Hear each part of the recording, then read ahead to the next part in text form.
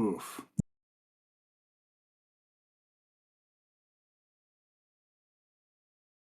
Hey, hey, how's the new house?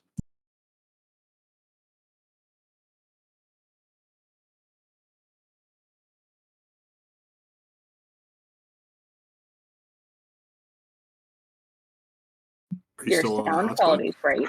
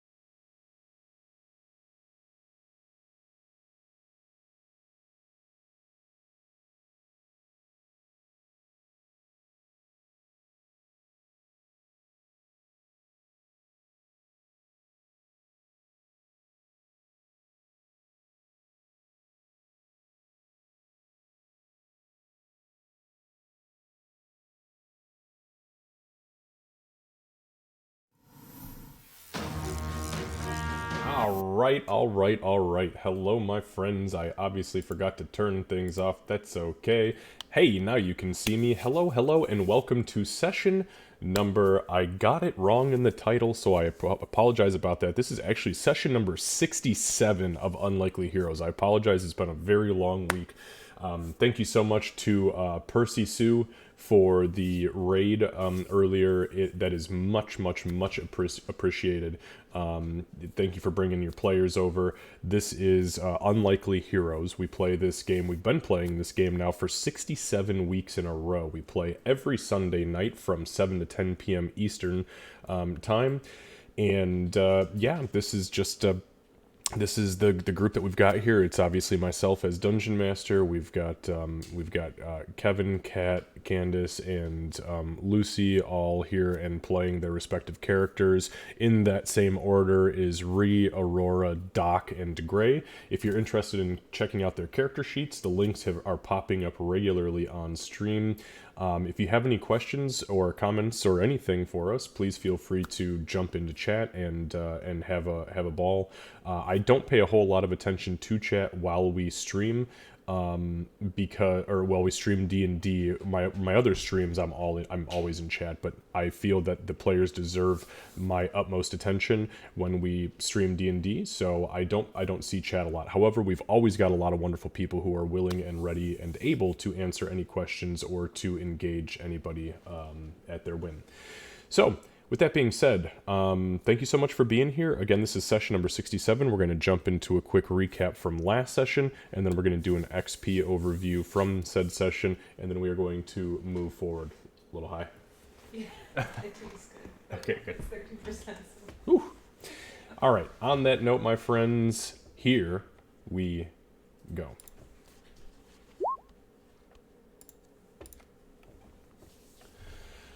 All right, so Candace can attest that even through the thick and thin of closing on the new place and doing everything that we were doing this week, I kid you not, my primary concern was, are we going to be able to have enough internet juiceage to play D&D? And here we are, and I'm super excited to be doing it from our new home. So, okay, session recap from last week. Wow, do I have some fucking notes here. So, the party started off in the thick of combat against the Spectral Serpent and the Shadow Mastiff. Combat was pretty much at the tail end. We had ended the week prior just because of time constraints, and with ease, you guys managed to annihilate what life force the creatures had left in them. It was at that point that the serpent rematerialized, this time kind of inside the statue, and as it began to speak to you, it seemingly had not necessarily a riddle, but it had a purpose for figuring out who you were and what you wanted. Doc eventually answered correctly and said, "We need to get to Grell," and the serpent vanished, and a small placard kind of shimmered, showing you some dwarven runes that read.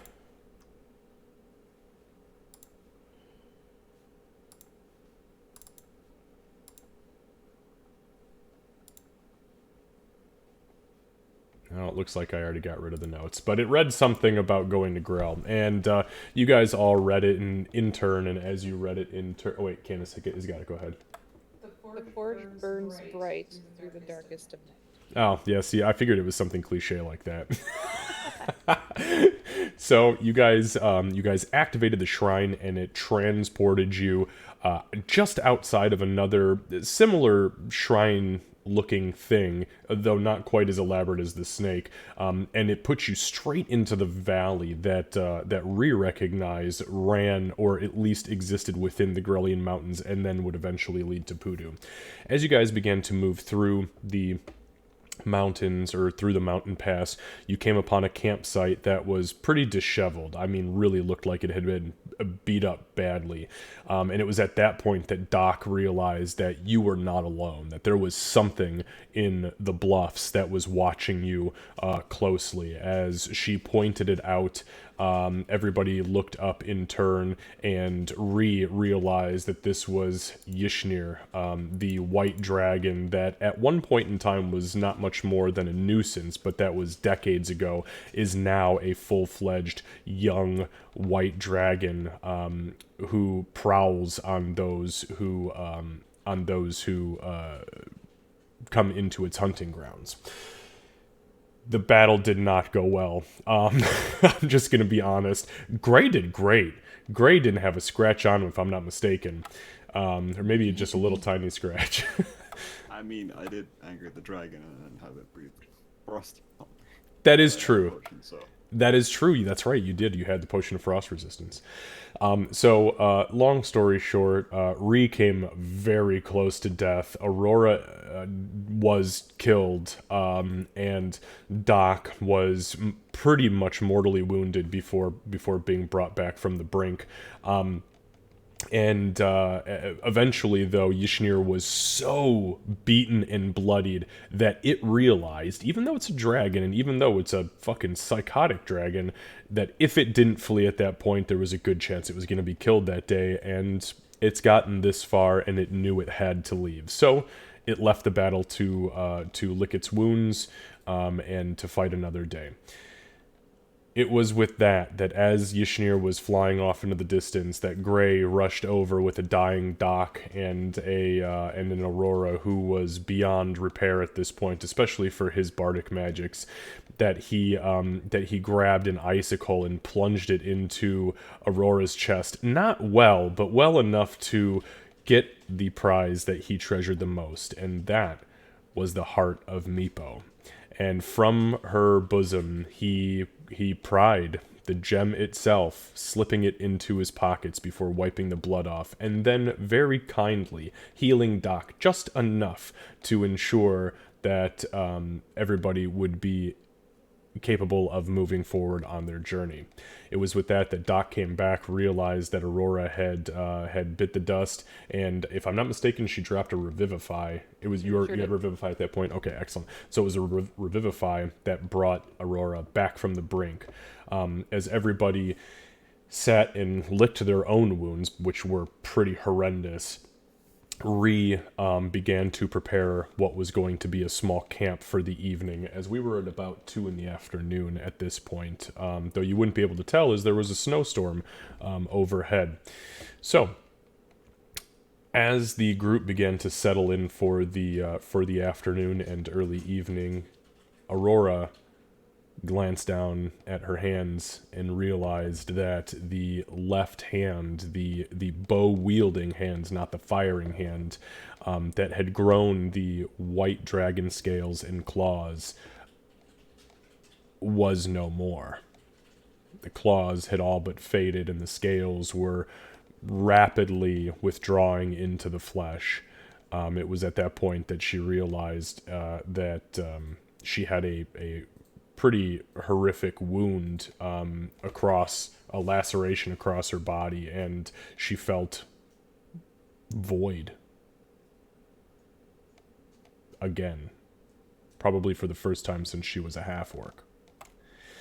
And it was with that we ended the session. Very, very, very dramatic cliffhanger, Gray. I also healed everybody. Well, I know. I said you heal. I know. Okay, I know. just I making sure. understood that. I know. I see your guys' HP. Okay, so with that, we're going to be picking up today. We're going to say that it's about, again, 2 p.m. Ree is just getting everything settled as far as the camp is concerned. Not much. I don't think there was a whole lot of scavenging or inspection that had been done here, except for some very light work, which kind of indicated that this place was being used as some sort of mining, very minor mining operation, probably by dwarves, not goblins, unless the goblins were really fucking strong using those hammers. So we're going to pick up there. And really quick XP recap from last session. So, that combat was not easy. It was not the hardest combat you've done, but now that you guys are gaining levels rapidly and you are level 8, I believe, XP begins to look a lot bigger than it feels. So with that being said, your guys' combat net, each one of you, 2,300 experience points, which seems pretty freaking legit considering what you went through. On top of that, there was 500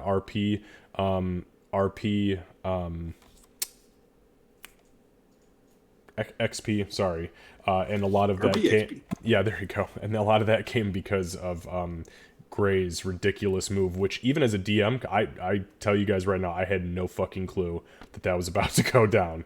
So that puts Gray at 38,306, Aurora at 37,544. And the remaining 2 party members at 40,374. And level 9 is 48,000, so you guys are about 8k off. Okay, so that's that. Alright. I don't have any other notes here. I will be taking just a couple of small notes, but I will let you guys get yourself situated as far as camp and discussion and dialogue are concerned, because I know that you love to do that. But let me set the scene here. It is still in the throng of a snowstorm. When Yishnir left, the wind... Hang on, sorry. I got it. Use your emotes if I'm not subbed. Oh, Candace wants to use my emotes, but she can't if she's not subbed, so sub, you noob. So when Yishnir flew off, the winds did die down a little bit, but the snowstorm did remain, and thank you for the sub, Candace. So legend is just destroyed. Who was that? Yay, Lucy! Thank you, everybody. Shh, don't tell Rose. Alright, guys, so, alright. So we're gonna set the scene with some light wind. You have, we'll say at this point, Ree, you have begun starting to scour the area around where you are at right now. Again, Yishnir, you do not hear, see, or smell Yishnir at this point, though its blood is fucking everywhere, as is Ree's. Actually, there's probably more blood that came out of Ree than Yishnir, and you guys are not sure how, because that just, I mean, Ree's little. Mathematically, it doesn't make any sense. No, but I mean... Listen, when has Ree ever made sense? So.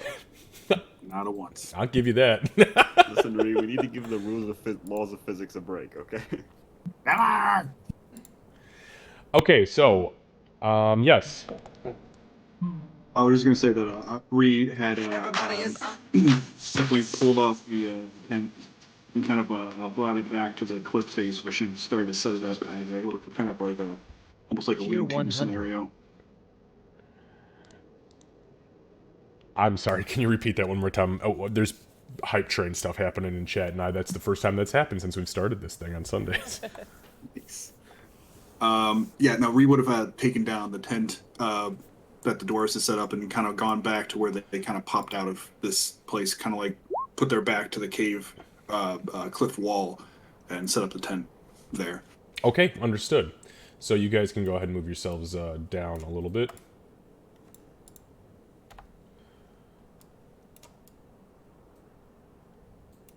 Alright, so you guys get to the cave mouth. That's right about where it's at there. So you guys get down to where the cave mouth is at, and Ree goes to work immediately, putting the tent back together. Yeah. Stupid question for the person who is very blind at the moment. Is that the south part of the map? Oh, So if, yeah. I will say if she didn't start moving right away, Doc would realize it, go back, and then give her, like, put her hand, so it's gonna be kind of weird, but she's gonna, like, make a choo-choo train, so she's gonna turn around, put her hands back behind her, and reach out, and then lead you that way, and she'll walk you down. Yeah, she does have the light from the arrow, but she's gonna grab your hand with her right hand, and then she will follow. And she seems a little out of it, probably because she just died horrifically. Probably. Hey Red, how you doing, buddy? Also, thank you for everybody who bought into that hype train. I love you guys so much. I apologize. Yeah, I'm I gonna had no idea turn this back part to of the the map was party here. and make sure that they get my utmost attention. But I wanted where to we just backed quickly out. say that you guys are awesome. Torin, you are excellent. Candace, thank you so much. Everybody who jumped in, much love. Okay. So the tent gets set up. Honestly, it's about as simple as that. Again, it's about 2 in the afternoon. You guys are probably starting to get hungry at this point. So whoever is holding rations, go ahead and mark off 4 rations. And we will call this... My assumption is that you guys are setting up for a long rest, yes? Yeah. Do we have true rations, or do we just have 88 glorious rations? I know we have 88 glorious rations. Well, I have a ration, but yeah, I know we have all those macaroons, and I can also we can also go hunting for some more rations. She said. Now, Doc- so what's that, Cat? I said the macaroon means that Doc and I are set for 44 days, but Yeah. There's no way that she would not let Ree have some. No, Doc would. Okay, guess I'll starve. Guess I'll just die then. You eat so your fucking Doc, gem and you like it. I will. Doc sits down, crisscross applesauce, put it in your eye, and reaches into her backpack, takes out a mango gnomish macaron and hands it over to Aurora, and then hands a strawberry one to Ree, hands a lemon one to Gray, and takes a mango one out first. So we'll take out 4.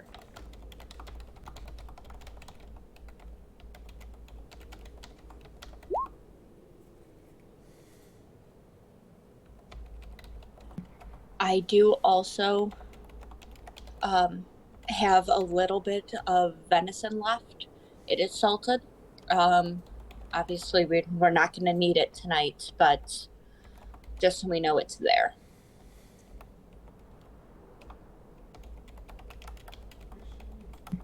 And after we sets up the tent, she's gonna go look for something she can use for firewood.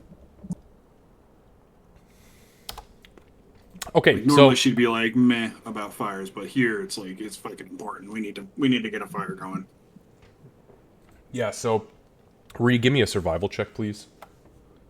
Do it with advantage, because this is home territory. Not great. Next one's coming. That's better. Thank goodness you know the area. You're like, ah, fuck, it's a snowstorm. Oh, wait, I don't know even this know place. what is. What even is wood? So, we will say for the next, 20 minutes or so, you are out and gathering wood. There are trees, both fallen and still currently standing, and then all the way back at where that camp was, inside the tent, under a couple burlap sacks, you find, a good, easily 3/4 of a night's worth of wood. So, you find enough to get you guys through the night and into the morning. Perfect. Yeah, and she'll go ahead and start setting up a fire back at by the tent and try to get everybody warm and stay warm. Okay, while that is happening, what is everybody else doing? Doc would sit down next to Aurora and kind of, she knows that the cold doesn't bother her, but she'd still kind of protectively put an arm around her and put the cloak around her, trying to. She just died, so Doc is traumatized too. I'm pretty sure the deal was no dying. yeah, well, I had to even the score somehow. Can't have you that. But I didn't like that. No. It feels it feels not great. I Yeah, I th- know. no. She's gonna glance around at the others and then kind of turn so her back is to them because she made a promise to Doc. I don't know how many in-game times ago it was, and she's gonna take off her glove and show Doc her not scaly hand. But I am actively trying to hide it. Okay, let me go ahead and interject here really quick. We'll say at this point that Ree is still out. You guys are, I'm assuming, having this conversation as quietly as you can. Gray, what the fuck are you doing at this point? These two are you know, having girl talk.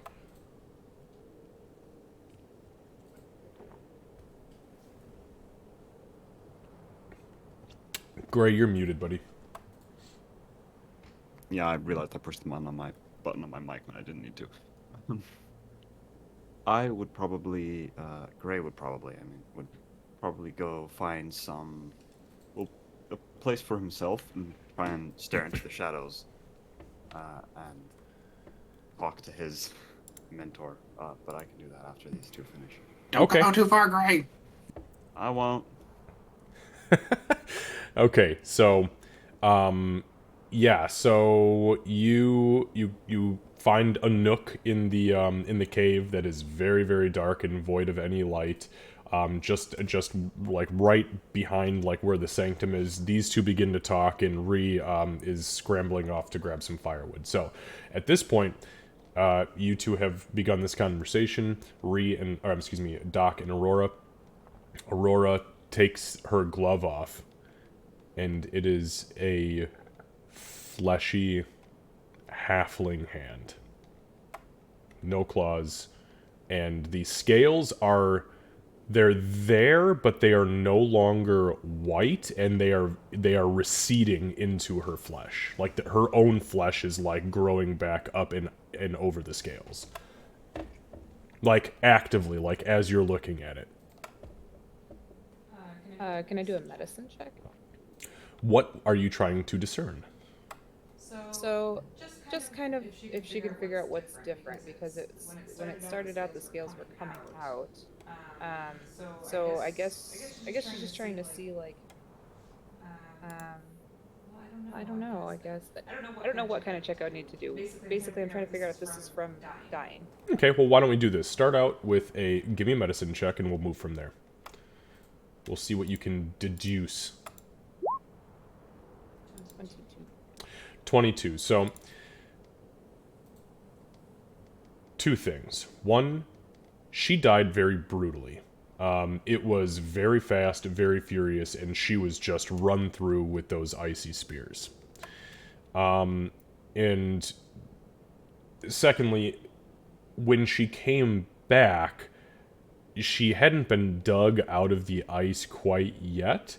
You kind of had to get her out of it because she was still kind of encased.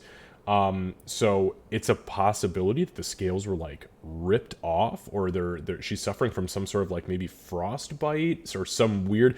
The thing is, dragons are magical beings by their very nature. So why don't we do this? Give me an Arcana check.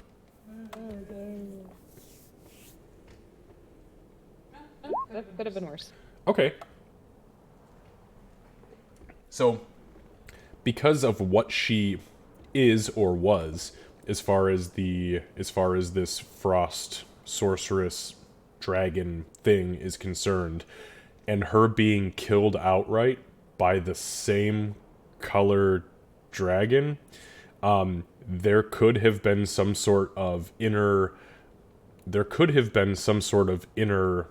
magical backlash, we'll call it, that could be maybe suppressing her scales, or permanently suppressing her scales, or it's tough to tell what's happening, but you have a sneaking suspicion that what's happening to her is definitely a result of A, the death, and B, exactly how she died. But you've never seen this before in person. This, as far as like the greater scheme of the universe is concerned, is extremely rare. Well, does it hurt?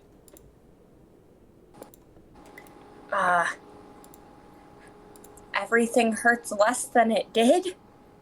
Yeah, it fucking hurt. No, does it hurt now?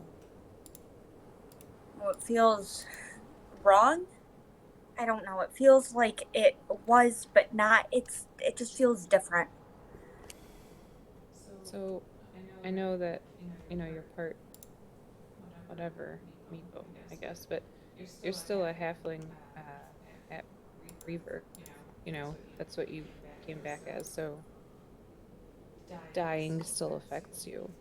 And it wasn't, it's not like, one of your party members snuck up behind you and slit your throat. It's different. Yours is a dragon.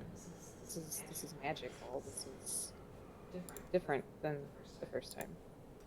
Yeah, I had. We were thinking about Calycrix through that. Yeah. Just if you start.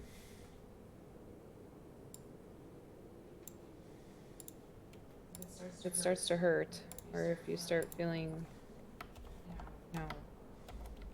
bad, if it starts feeling like you're dying again, I guess, just make sure you say something. 'Cause I mean, I dealt with dwarves and I dealt with gnomes and humans. This is new territory for me. And I'm really sorry I didn't get to you sooner. No. Don't be sorry, and I'll be fine. The only reason I'm... Not, let's be real, the only reason I'm showing you this is because I promised you when the claws started coming out that I would tell you if there were any changes.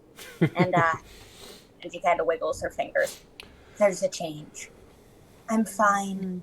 You don't need to... You can put your, sad voice away. You can enjoy your mango macaron. Okay, well, take 2 of these and call me in the morning. Okay. But I'm also calling you tonight, too, because it's cold. Okay.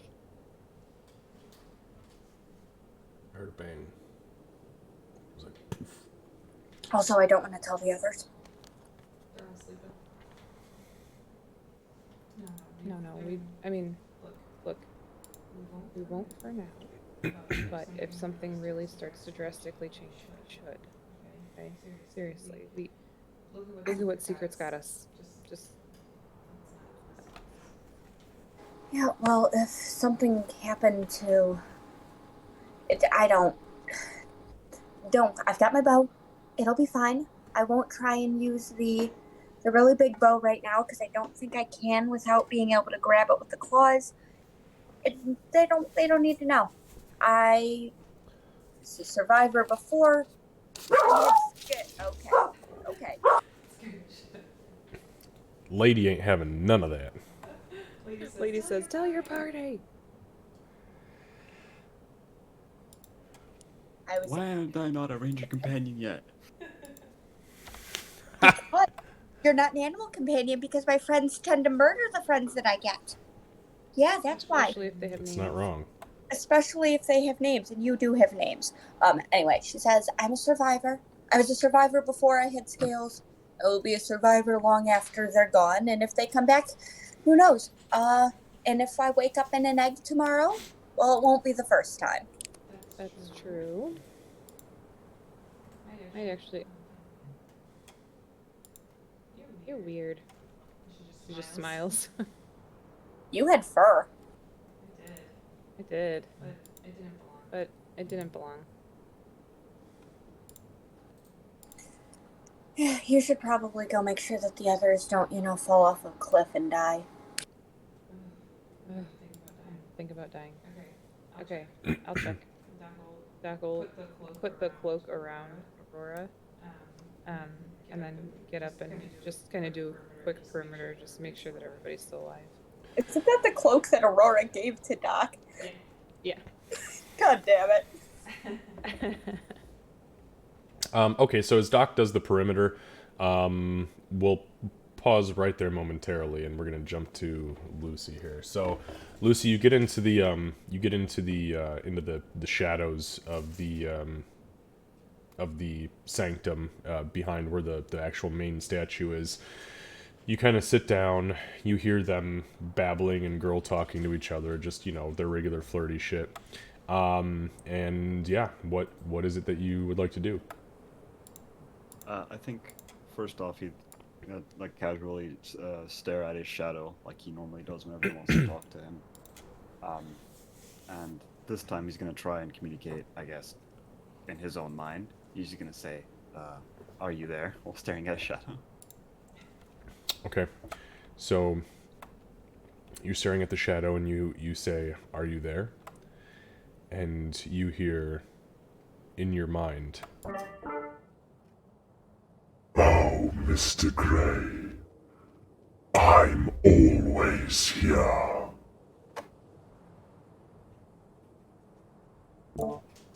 He's then gonna go, I got the stone from Aurora.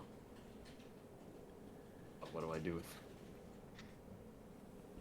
He said it had some kind of power. Do you want it? "Oh, a gift for me. How kind of you, Mr. Gray. Why, yes, I'd love to see the heart of this little kobold. One moment." at this point you see the shadows rise up physically in front of you, like they pool together at the base of your feet, right where your toes are, and a shadow manifests up in front of you. 2 blue pinpricks of light illuminate ever so slightly, just enough for you to realize that there is something there and it is looking down upon you. By down upon you, I mean only by about a half an inch, as you're pretty fucking tall yourself. But you see the big black horns twist up and the shadow drip off of them, this amorphous form in front of you. But this is the most solid you have ever seen this entity up until this point. I think Gray would kind of look them up and down and go, "Good to see you're doing better than usual," and kind of take out the stuff. I believe last time we met you were in chains. "Yes, Mr. Gray, I was indeed. Thankfully, sometimes the pull, the lure of things from beyond my own realm are strong enough, ever so slightly, to give me the edge to simply break free." "The stone, my boy." He'll take it out of his pocket and show it. "Oh, interesting indeed." Smaller than I thought it'd be. "Yes, but such is the heart of a kobold, isn't it, my boy? See, the interesting thing here is that such power is contained in something so little. Ironic, then, that it must have been given to the she-beast in her new form." "Did anybody see you take it?" Not as far as I know. One was dead, other unconscious, and Ree was fighting a dragon. "Yes, your brave friend Ree. She is the one to keep closest to you, for she follows you. Though I'm not sure why. Maybe it's love or lust, or something else I don't know. She's strong, and she will fight to the death if it means you survive, Mr. Gray. The other two, they are fluff. We got what we needed. Now, the stone." He'll give it over. So his hand materializes ever so slightly, and the palm opens outwards as you place the gem in. It it disappears into the shadow. Its light, which was normally ever so bright, disappears. And he smiles at you and says, Oh, Mr. Gray. Yes, you've made me so happy this day. I will bide my time and grant you this one final rhyme. I'll see you soon, my dear friend. Don't look down on even those who use a spittoon. Okay, I may have reached for that one ever so slightly. We'll be in touch soon, Mr. Gray. But until then, you live to fight another day. and he reaches in towards you, and almost as if he's going to hug you and embrace you, you feel some of the shadow slip into your mouth, and you immediately get cold that runs down your throat into the pit of your stomach. You cough instinctively once as the shadow vanishes. You hear it in your mind once more. Mr. Gray, I've given you a gift that you can use once a day. When you need it most and shadows are about, call for your true friend, and then rid out. I will send you a private message, Lucy. I will too. My nephew is nice. That's fair. I think as the shadow starts to dissipate, he'll go, it's nothing. Consider this a small gift for all the things you've done for me. Have a safe trip. So, with that being said, it's about this time that suddenly, from around the corner, Doc peeks her head around and she says, You, good over here? No clips or anything? See any dragons or... Well, no, there are no cliffs or dragons in here. Just me and the shadows. Mm-hmm. And now I have, no. What can I help you? Just making sure everybody's good. Considering what we just fought. So, And you should be You're checking getting- up on everyone else. I think I came out of that fight probably better than everyone else. it's true you did.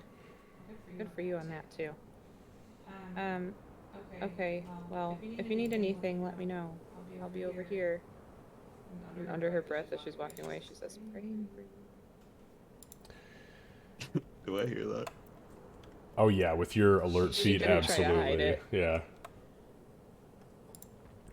Great. So, it's about this As, time... as you get Oh, away, sorry, he's going to sorry. say, yeah, Carl definitely helped me take that from your girlfriend. So it's about this time that Ree has arrived back at camp with an absolute... Her back is just loaded to the brim with every piece of firewood that she could find, and she begins to offload it.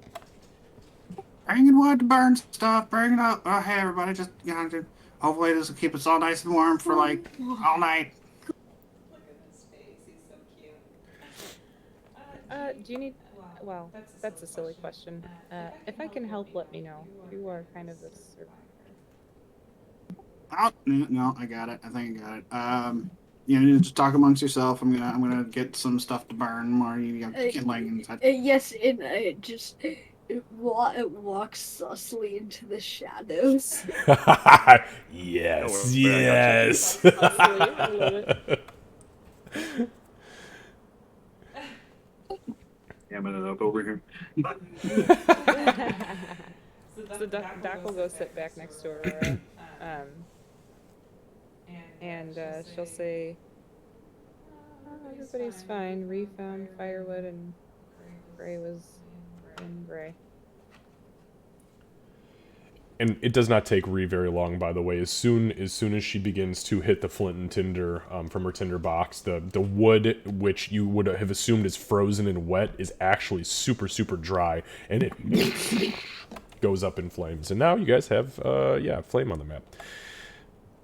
as soon as the first spark hits, and the fire begins to roar into existence, Aurora, you immediately feel a blast and a wave of heat roll over you as if a fireball has just exploded not 10 feet from you. Not that you would have taken damage from it, but as the heat wave hits you, and nobody else feels this intensity, as the blast wave hits you, you hear in your mind, Child, you were never meant for frost and ice. Feel the fire which burns in your belly, and take your revenge when you must. I'm pretty sure the combination of the fire and then that, she's gonna say just, you know, that thing that translates across all languages no matter what it's said in? yeah. Even the mouse in the corner just looks up at you like, did she just really say that? The mouth on her. Yeah, and she's gonna kind of recoil a little bit from the flames, like instinctually, and also like because she's who she is, she's going to go for her bow. Because what the? So yeah, you guys all see Aurora flinches hard, like as the spark goes off, the tinder catches, and all the dry wood just and suddenly Aurora just grabs for her bow instinctively. She doesn't like grab it and draw, but she grabs it and looks around for a moment, kind of like stunned almost. No, chill. It's just fire. It's all right. You good over there? She's probably traumatized from your bullshit the other day. Which one? You're gonna have to be more Exactly. specific. That's a fair point. She's going to just look at them and look around, and then just slowly release her grip on her bow and just mutter, "Fine." Yeah, Yes. that was So- convincing. I think it's been a really long day for everybody, so it's probably best if we all just kind of, get some rest. I'll take first watch.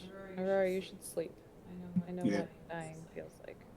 I was also going to say that I should take first watch because you still need more rest. I was gonna say I should take first watch, so everybody can get more rest. Well, Greg, looks like it's your watch. Don't fuck it up. Oh, what? Okay. No. Sure. Aurora, Ree, you want to join me? Wait, what? We can split it with them. The two tired ones can take second watch. Yeah, all right. You guys okay with that? It's not gonna stop me from praying for you. Pray all you want. Not gonna do much. Will. She'll try to set something up comfortably for her and Aurora to be able to sleep closer to the fire.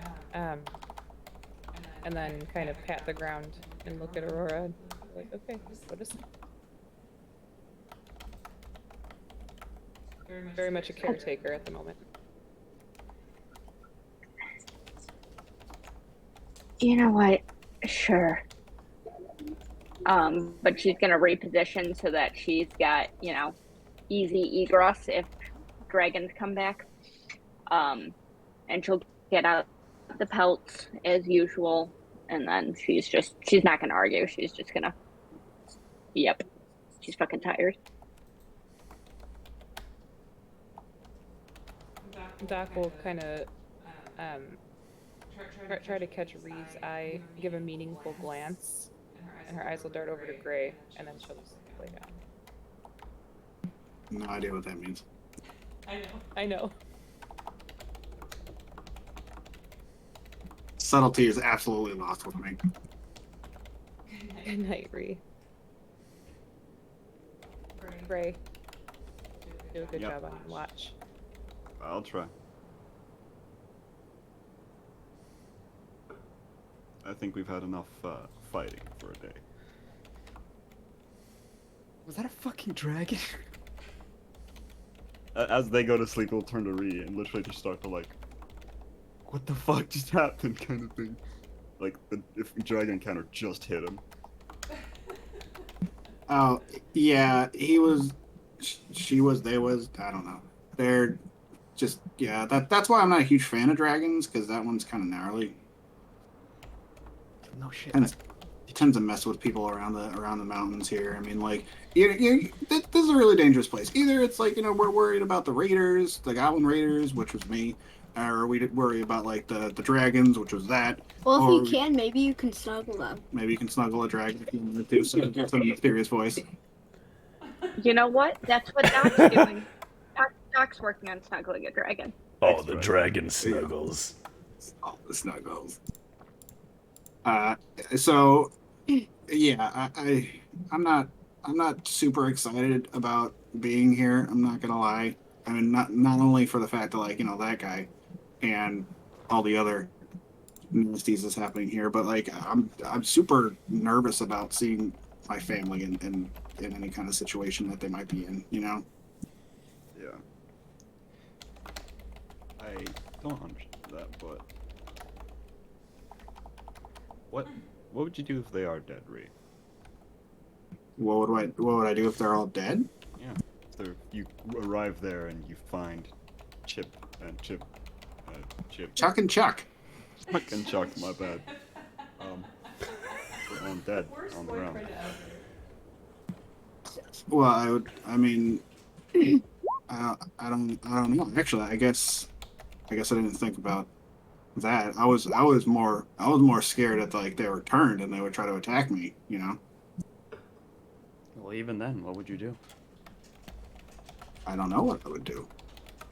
That's why I'm nervous about being here. I don't know if they were to attack me, then I don't know if I'd be able to hurt them back because they're my brothers. If they're dead. I mean, I guess I would try to find whoever did it and make them pay for it. That's a good answer. It's a good answer. You know what, Ree? You basically ended up saving my life today. Because I was a fucking dragon. I never thought I'd see one, much less fight one, especially that big. Aurora did die. Doc almost died. When we get to this village, how about we actually give going out a shot? Yeah, I'd rather not anybody else die for sure.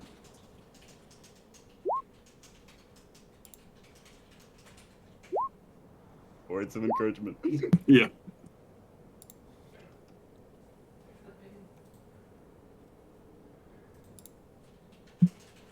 So, okay, so you got my back, right? If I can't do it, if I can't, if I have trouble fighting my family, you'll have my back, right? Yeah, I'll keep them distracted or off you long enough so that Doc or Aurora can kill them. Well, I mean, if we don't have to kill them, I hope Or it doesn't come to contain them. Yeah. Harm them, whatever.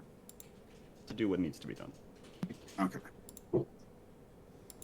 I know we don't know if there's any kind of cure for this stuff, but if it's at all possible, I hope we can find it.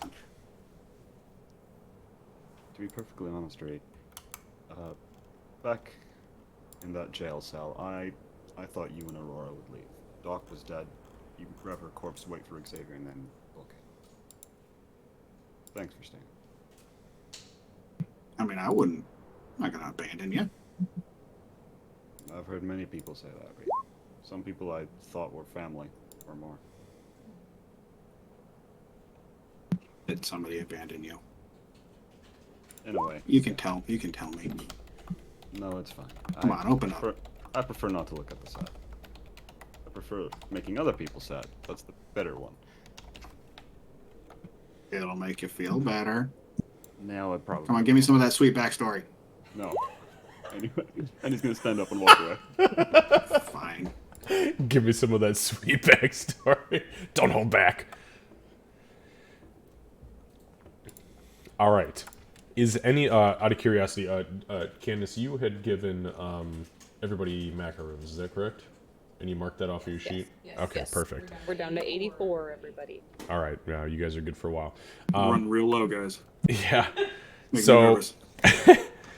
okay, does anybody want to do anything else of importance as far as prior to bedtime? Again, it's still pretty early in the day. It's only like, we'll say like 3:34 at this point. But you can begin the long rest when you want, or if there is something you'd want to do, or if you're trying to do any sort of whatever's, you let me know.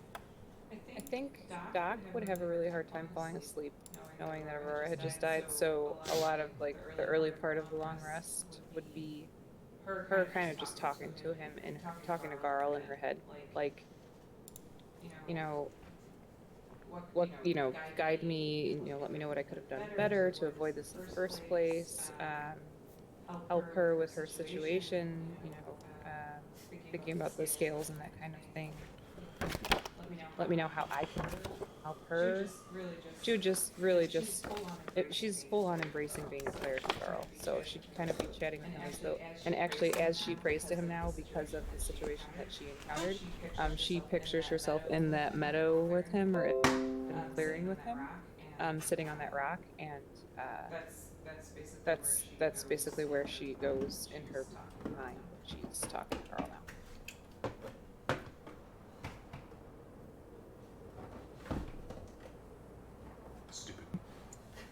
Girl, be good. Crisscross applesauce, put it in your eye. Okay, so And then my thing's a lot less exciting. I just have to make sure that I'm casting light regularly, as long as I'm still able to. well, for there when is I'm a, doing watch things and stuff. I was Not gonna so say, much. yeah, there is a massive campfire here, so Yep, not so much here, but when I'm doing watch things, understood. because campfire light only is going to extend so far, I'm assuming. Yeah, so it's about 60 feet, regular bright light, and then another 30 feet, so you can only go about, just barely 100 feet away from camp before it really starts to get dark for you, so. Thankfully, you're in a ravine, and there's not really a whole lot of anywhere to go, besides about 100 feet ahead of you, so, but I digress. Yeah, so you, okay, yeah, you continue to cast light. Alright, so are you guys going into watch rotations then? Perfect. Yeah. So who's taking first watch, please? I think it's Gray and I. Yeah. Okay. Yeah, they would have had that conversation while we were bedding Yeah. down. Understood. Okay, perfect. So, go ahead and both of you give me perception checks, please. Now, you are welcome to stay inside where the sanctum is and just watch the mouth of the cave, or you can go out and do your thing, so. I mean, Ree probably wouldn't go further than the little mining area up there, like barely towards a campfire, the previous dwarf camp. Okay. Understood. So, the shift goes decently well. There's not really a whole lot to note, except that with the perception check on Ree's part, about halfway through your shift, which at this point is about midnight, 2 a.m., somewhere right around there's, the snowstorm stops completely. No wind, no snow, no ice. You realize after a minute, oh, that was weird. The wind kind of just let up, and then the flurries stop, and then the ice stops, and it's just dead silent. Like suddenly it all stopped, or like it just kind of petered out. It was naturally. Yeah, it was like a natural, but it was abrupt for you just because you were like, whoa, we were in the thick of this crazy snowstorm this entire time. What you know, though, especially because you know Yishnir, you know that, when Yishnir is nearby, too close, like the elements literally, she can just whip the weather into a frenzy of snow and ice. So this slowly petering off tells you that she is way the hell out of distance, or that maybe was just a natural snowstorm, but it coincidentally happened as she was fleeing. Nice. Okay, so there's not a whole lot else that goes on through the evening as far as you two are concerned. So your watch comes to an end, and you wake up Aurora and Doc. Doc and No, Aurora. this time. Yeah, no. I'm definitely waking up with bow in hand. Understood. So you wake up with. Brewery. So she wakes up, and you two go, you bed down. Aurora and Doc, go ahead and give me your checks, please. Perception.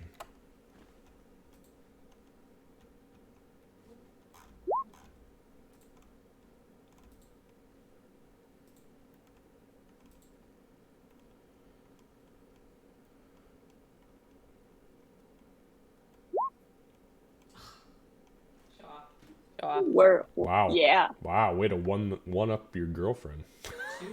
Two up. Two. Wow. Okay. Two. There's got to be some reason she keeps me around if I'm gonna keep dying on her and shit and be useless in a fight. Yeah, you're not even scaly anymore. Jeez. Yeah. Technically, I feel like I don't feel like if you dying twice counteracts what how many times Doc's died. So, with that being said, Aurora, as you awake from your slumber, you kind of, start to go through your instinctual checks. Like, I knew something was wrong, so let's just take a look and see where I'm at. As you pull your arm out of the sleeve, there is not a scale on you. It is gone. Fuck. And for the first time in the last 7 or 8 hours, since obviously you had been sleeping, you are cold. You feel cold. Prior to this, you felt great. In that case, with teeth chattering, she's gonna say Doc. Are you alright? Sure. I mean, I'm pretty sure you would instantly see that there's no scales near her eyes anymore. Are her eyes still dragony? Is the one still dragony? None. Nope, gone. When Doc notices that, kind of grab you by the face and turn your face back and forth to inspect you. Okay. You feel okay? Feel cold? Really fucking cold?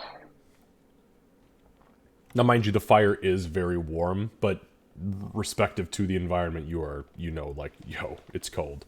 Also, she didn't have armor or literally anything. This girl just had clothing and pelts. As Doc is inspecting, there's a second. It's kind of a weird, awkward second where she looks at your eyes, and then her eyes linger there for a second, and then she realizes it's weird and stops. And then she'll look at your hand and kind of just trying to kind of give you a full appropriate medical inspection. Now, thank God it was one of those weird, awkward moments. I thought you were going to kiss her. No. Hey, the scales are gone. Hey! Yeah.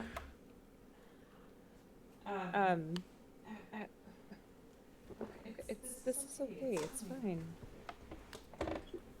No, it's fine. Everything's fine. I'm fine. We should do watch.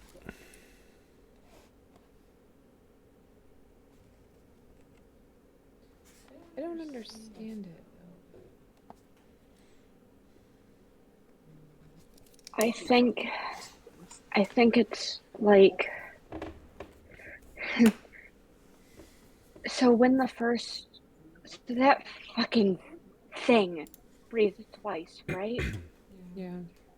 The first time Meepo did this thing where he stepped in and he took a bunch of it, and it's why he stayed standing the first time, and he couldn't the second time, and I think it might have been too much.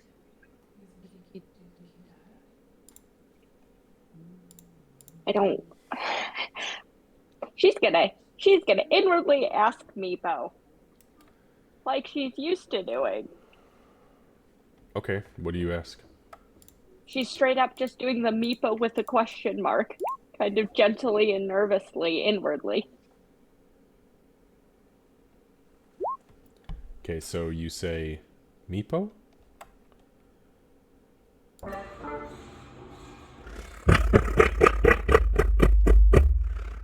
Not anymore.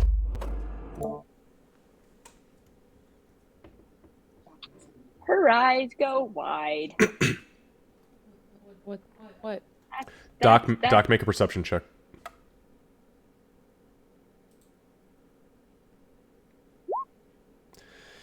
So, as you two are kind of sitting at the edge of the cave, Doc, you feel heat, heavy heat, hit your back. Not like it's going to burn you physically, but as you turn around, you realize that the campfire has grown to the size of a bonfire, and as Aurora begins to speak, it immediately goes back down to the size of a campfire.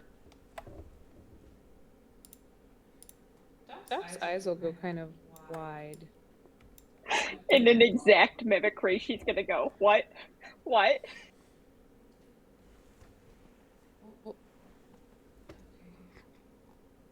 Even for us, there is some weird shit going on. She's gonna like shake it off. What did he say?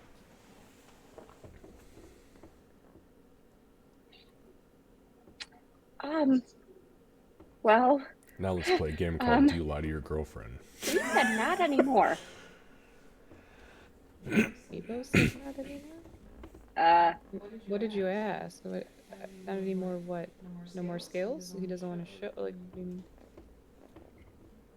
All I did was say Meepo. And he, not Meepo, said not anymore. Okay. I don't understand. You know okay. So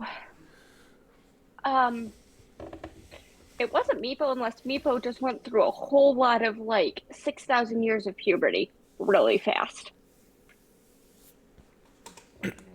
So you're hearing more than one voice right now?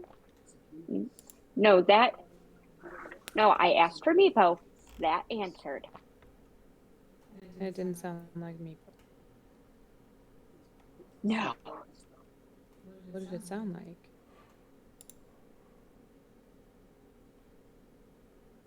Did it sound like, the creepy voice that's come out of Gray in the middle of the night? Yes and no. There were some nuances. There were some nuances to it. It was definitely dark. It was definitely terrifying, but it was not quite the same. Okay, so I know. You know our ogre friend, the one that makes the pies? Picture if he did the thing that Gray does in the middle of the night. That's all creepy as fuck. Does he? I don't want to. Only he didn't offer pies. He laughed. Okay. Well, this is that point that we were talking about, to let people know things, because... No! So, just really quick for clarification, Kat, I just want to clarify. I actually found what I was looking for earlier. I had clicked on the wrong fucking voice, and I didn't realize it. So, this is what you actually heard. Meepo? Not anymore. Go back to the other one. So, it's dark and much more nuanced, but it's definitely a different voice. I just wanted to make sure we're clear. Okay. So I'm gonna slightly modify what I said. So you know our ogre friend mixed with the pies? So picture him doing that like middle of the night creepy ass shit that Gray does while also being inside like a cave. No, being at the bottom of the like citadel thing where we met and yelling up while we're standing at the top. I don't want to. I wonder if that. Oh God, I hope it's not. I hope it's not the dragon that we just fought. That would be bad. What? Okay, wait, stop. Hold on. Okay. Okay. Okay.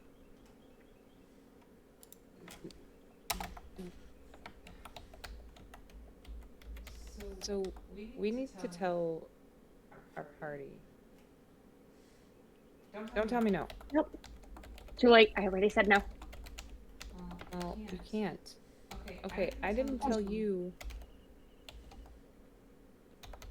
We'll tell them after we deal with saving Ree's family because Ree can't be distracted right now. Because listen, we're still gonna save Ree's family, but what if you turn into something when we are there? And then what if her family's fine? What if Chuck and Chuck are just fine when we get there? And then you eat them because you're something that's not you. I promise there is never anything that will happen to me that will make me want to eat a goblin. You can't promise that. You have an ogre that's stuck in the abyss that's talking in your head. I can't. I cut people open and took out organs. I don't know how to deal with voices inside of people. I don't know how to deal with voices inside of people that morph into other voices inside of people. And I don't want you to talk in your sleep like Gray because I sleep very close to you. I'm not going to. I don't think I'm going to. But you know what? Meepo gave me this gift, and I think it changed because he gave a lot. Because we fought a very big, very old Calycrex. We don't need to jump to any horrifying conclusions or make Ree and Gray think that I'm turning into some horrible thing. It'll be fine. Listen, you all thought I was going to take it, and then I woke up dead. I argued against Ree for that. I was pretty sure that I wasn't taking a shit. Yeah, like you would have grabbed your other bag if you were just going and taking a shit. What do you think I was doing? Also, how do you know that? No, what did you think I was doing? We were going to be leaving in the morning. I thought you were saying goodbye. I thought you didn't want to say anything because, we were in a dwarven fucking town. And you wanted to say goodbye. Well, alright. Still, though, I didn't tell you what I was doing and that anything's out. You just died. If I, alright, listen. This will help. When I was dead, I had to hang out with Carl. She does a vaguely skeptical but still very intently listening look. Seems legit. He likes me. But there's a reason that I can't do the assassination rogue anymore. And it's because when I was talking to him, he expressed the importance of honor and truth. And if you aren't truthful, look, Ree's my sister. Okay? She's my sister. I can't let anything happen to her. I already fucked this bad. And if we get there and something happens, if her family's fine and we get there and we bring the doom, we can't. The worst thing that happens is she goes, listen, I know Ree. She's gonna say, oh shit, that's creepy. Do you feel like you can control it? Right? And then, if we get there and you control it, then that's great. But if not, then we're ready for an unknown, whatever this is. Fine, but I'm not getting any how to control your deep, dark inner demons lessons from Ree. I don't think she could give you any of those. Other than telling you to think of rabbits and sing songs. Like I said. Well, then I just No gave her the lights. advice. It's covered. But Fine. we do need to make sure she knows, because honestly, she deserves. She is the single. She's the only She's fucking amazing. reason we're here, and we would go into an icy hellscape again for her if she asked, because that's what she's become to us, even though there's no fucking way we could have predicted that. And if you actually stop and think about it, it makes no goddamn sense, and yet we're doing it anyway. Yeah, it's pretty much that. Did you see how scared she was when she realized that the dragon was up there? Did you see how scared she was? She said, "We need to get the fuck out," right? But then, Oh, I didn't see it. I was taking icicles to the face. okay, well, throw that in my face again. But then, when she realized that we were all in danger, what did she do? She didn't run out of here. She climbed into the fucking thing's face to fight it to keep us safe.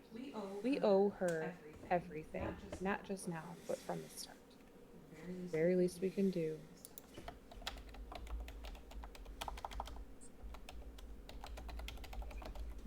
And You she goes died like, she and goes woke like up this. alive. I was wise before, I just didn't use it. Well, okay. Also, I hung out with Carl. Okay. I did, and he's awesome. And there's nothing that says that we are not allowed. Hey, Ark, how are you, buddy?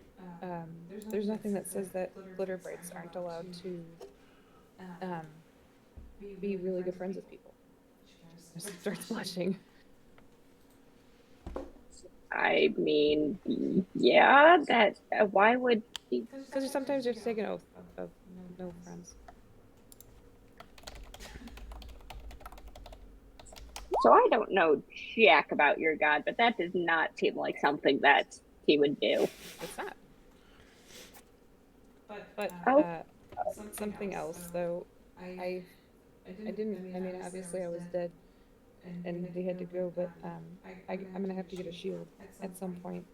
To be as useful as possible. And we have a lot of diamonds, but I don't want to use any of them. So we need to be very careful.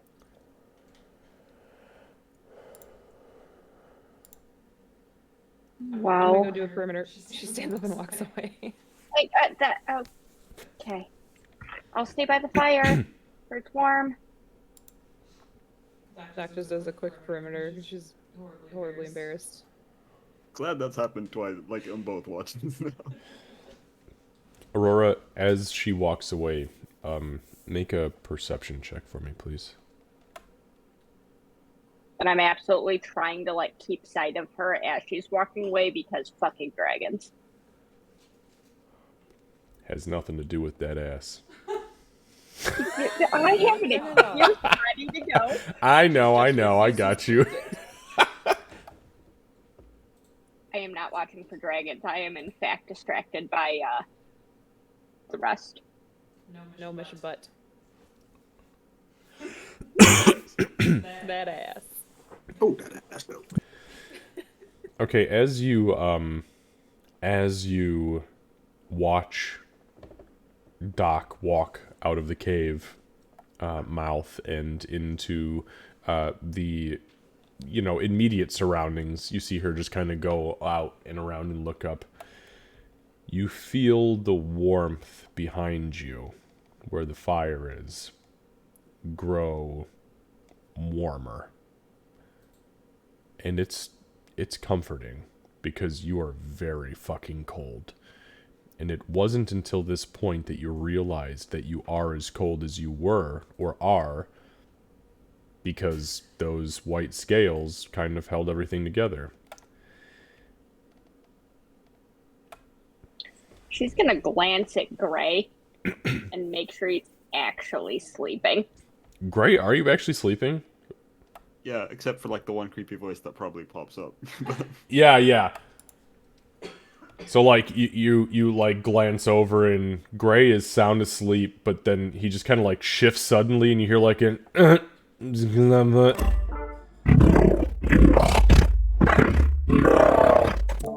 But yeah, besides that, he's fast asleep. She was assuming that he was fucking with the fire. So, No, he's out. then she's just gonna kind of try and keep an eye on where Doc is, stuff like that. She's gonna probably scooch a little bit closer to that fire, when she can do it without it being very obvious that she's scooching closer to the fire. And she is going to also do that, like, what all has actually changed check that she does every time she's gone through a total body transformation, which is, I think, 4 times now. Way too many times. I think it's only If I been had a 3. nickel. I went from half orc to halfling, then I got scales partially, then I guess this is 3. Fuck. So you scoot a little bit closer to the fire, without being too obvious about it, and the fire is very warm. Very warm. Comforting. Make a wisdom saving throw, please. Well, you know how I am with those.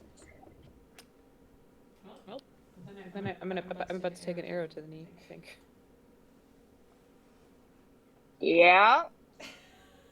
That was a Sybil roll. Oh, God. See? This is what happens when I get character backstories that are pseudo-ambiguous and do what you will with this, and then it falls into my lap and I go, oh, fuck, here we go. Okay, so, yes. That was a Sybil reference, by the way. Yeah, you scoot closer to the fire. Nothing changes as far as you're concerned. You come to, and Doc is behind you. Doc, you walk up on Aurora, who is about 2 inches from the fire in a total catatonic state, staring, eyes completely dilated to where you can only see pupils. You've lost all color in her iris. You walk around the edge and you're like, Aurora? Aurora? And as you get to her, her mouth is slack-jawed, and she's literally, I mean, the flames are literally licking her nose. She's not burning in any way, shape, or form. And she's that close to the fire before she snaps out of it. I would definitely grab the back of her clothes or grab the cloak or whatever.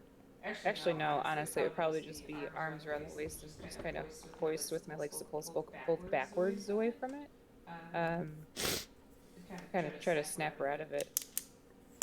Yeah, it's easy. I mean, that's where she's coming to. So you yank her back suddenly, and Aurora, as you were like, oh man, I need to get closer to this fire. It's so warm. You come to, and Doc is ripping you away from what you feel the tip of your nose and your eyebrows being singed off. What are you doing? Again, there's that word that goes across all languages. Making sure there's not a little one there anymore. Are you okay? What are you doing? It's happening. She's got a hand on each cheek and she's looking you over again, trying to figure out. She's like looking straight into your eyes. She's checking. She's making sure you're okay. Yeah, no, I'm fine. Why was I okay? What do you mean, why am I? Why are you? It's a fair question. I was cold. You were doing a perimeter check. You can't put yourself in the. I realize that you've had an icy being as a part of you for a while now, but you can't just let elements consume you over and over. It's not a good idea. I was getting I moved back a foot, maybe. You were in the fire. Well, we can talk about this not right here because they're gonna wake up.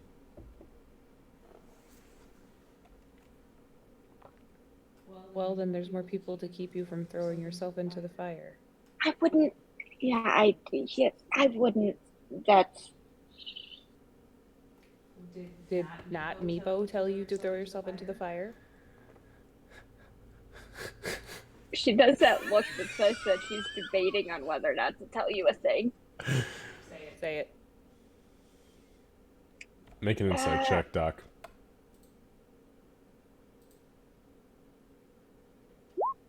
17? Yeah, okay, I'll allow it. You were going and doing a perimeter check, and then you were pulling me back. So And that's it. you remember me walking away, and you remember me pulling you out of the flames. Yeah, pretty much. Okay, lay down. She gives you a wide-eyed look, but Lay down. she does. You don't even have to say it the second time. Like, her eyes go wide, and she's just. It's an instinctual response.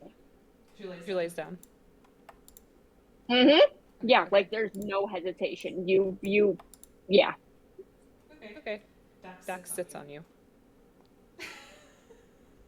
Alright, listen, ladies. I've let you roleplay for a while here. Where are we going with this? Seriously, Doc will sit on her for the rest Oh, of the okay. I'm like, well, okay, hold on. Details now. Yeah, come on, lay it on us. Let me switch the stream to 18 plus and go. So. Okay. This is necessary.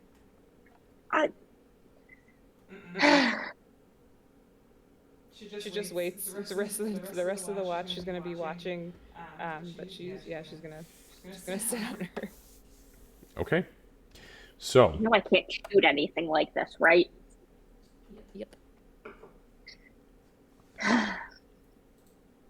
So the remainder of watch goes by.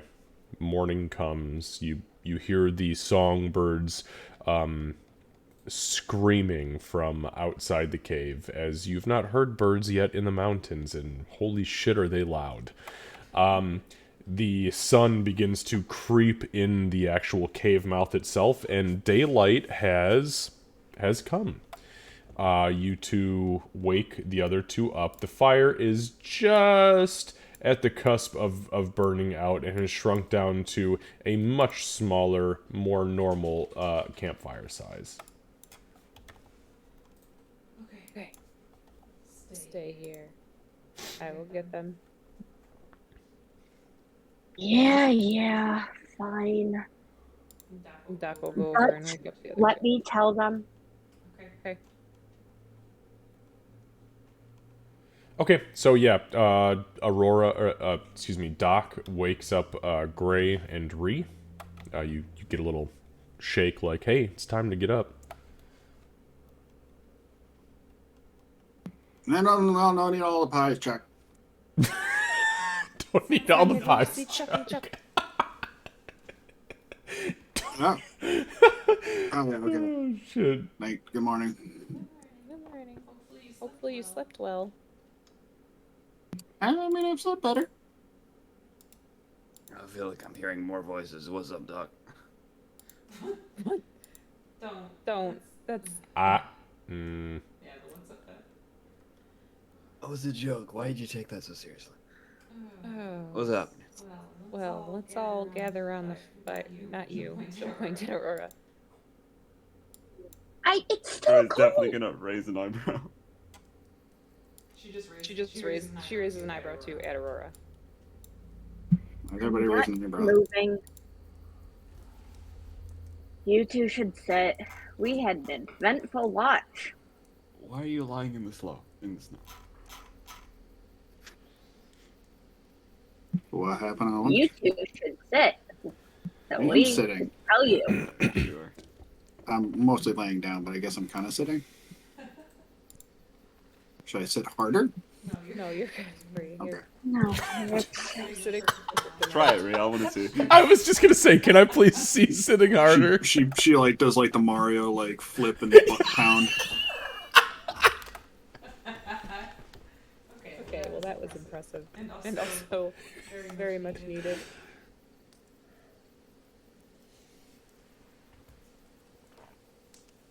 What's on your mind? Can we get some? This Can we get some doesn't breakfast change first? anything. Sure. I will take out some more macarons.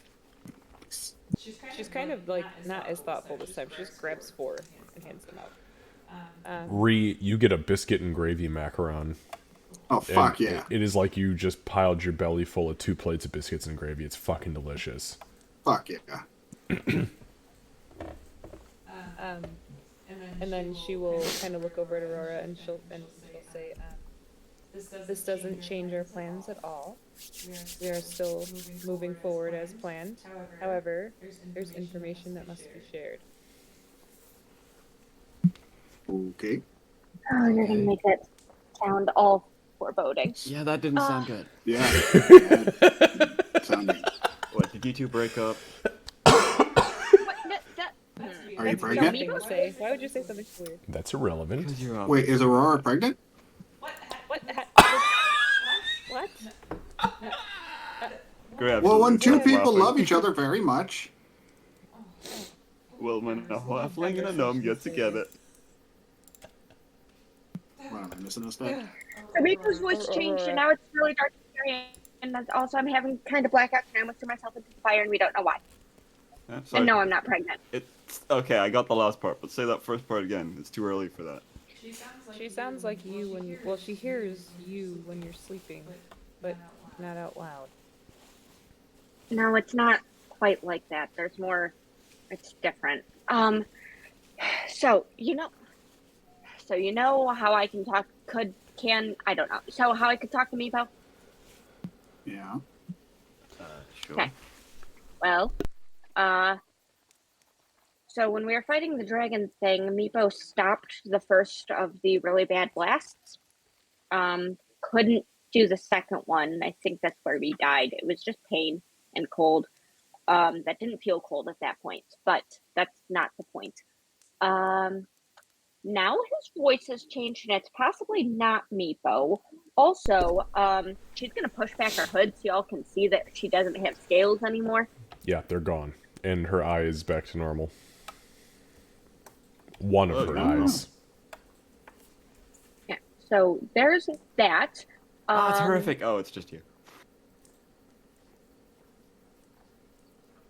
And So you went apparently, through another total body change. yeah, Doc, I tried. Your turn. Okay, third time's the charm. So, what happened was, we don't know what happened. Meepo is not sounding like Meepo. It may not be Meepo. We think it has to do with Aurora dying. And then I went on a little perimeter walk. Aurora tried to do a little fire walk, and thankfully I caught her before that happened because, well, to be honest, she wouldn't have hurt, and I'm not sure if that's more concerning or less concerning. She was like here to the fire. You're not like Right you're not here. like you're not like going all like purple, are you? Purple. Yeah, like all the fucking purple vein shit. You're not like it's not like Oh. happening, is it? Actually, with that note, is gonna have a look of panic come across her face and check Aurora again. Well, how do we even know until you start fucking murdering us all? So that's why Trying to, at I least. wanted to make sure. Yeah, you're very good at not being murdered. But that's why I wanted to make sure that we brought it up because we're still going to save your family. But we need to be careful because if fire is involved, maybe I don't know. All I know is she was very close to the fire. That's all I know. She was very, and she seems like happy. Also, I'm cold, which And she's I cold. wasn't. I'm amazed you weren't cold. It's fucking cold. Yeah, it's cold as fuck. Second off, wait, so your voice... Wait, so you're saying Meepo went... How different is the voice? Well, if I had your skill with mimicry and performance, I could probably tell you, but I So don't. explain it like you explained it to me last. Like, 'cause Is it deeper or higher? So, Is it like this or like these? so not. The second one one, sounds that's really accurate. So you know our ogre companion that makes the pies? Yeah. Picture he is having like horrible demon voice come out of his throat, specifically in the middle of the night while laying in a bedroll that looks suspiciously like yours, Grace. But also that's happening while he's at the bottom of the like a large echoey ravine looking up at us, and we're hearing it from there. Some fucking nightmare fuel. Yep. So something shit. like this, and I'm gonna try and and that- do that with minor illusion. With Exactly what she said. Okay, and yeah, what are you saying? It's just like a sound, like a voice of like ah. Except it's Yeah. probably it's an ogre with my creepy apparently voice that I don't actually know what it sounds like. Make a a performance chasm. check. Make a performance check. Oh, get a nat 20. Please not one. It's an 18.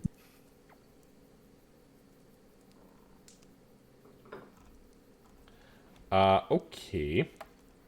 I feel like this is adequate because Gray doesn't know what he sounds like when he's sleeping, despite everyone telling him that it's good. Yeah, so you so Gray, you mutter your incantation and you grab your throat full on, and as you pull on it, you infuse it with magic, and Gray just goes Like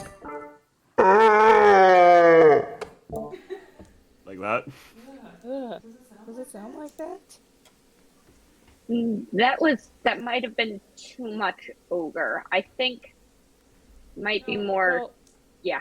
No, it's worse. It's much worse and much uglier. yeah, let's Oh. don't encourage him to continue doing that. That was terrible. I feel like we're missing the important part here. Can you still do the Bleog shit?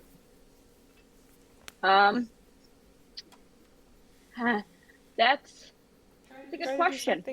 do something that you could do as many times as you want. Aim it away from me, please. Yeah, not with fire, please. Not with fire. I don't just booyah on command like that. Still learning. You don't? Uh, I thought that's how it Well. works. Listen, just say the words that pop up when you feel like you want to shoot ice out of your hand. Yeah, so like bippity boopity burn that shit. Like that. she's going to attempt. How it works. She's going to attempt to use frostbite. okay, and your target? Gray. I did think about that. No, some random debris. Okay. That's not in their specifically. That is not in any of their directions. If I have to go in anyone's direction, it's opposite of Doc. Okay, understood. Go ahead and roll percentile dice for me. Just go ahead and pull up the percentile dice and toss them. Ooh, 68. All right. Lucy, I don't know what you did to me. That's Kevin capitalized on, but Not bad. So, I stole your heart. Sorry. Aurora, she mutters her incantation for frostbite, and she snaps her fingers as if she was going to perform the cantrip outwardly. And from her mouth, you all hear...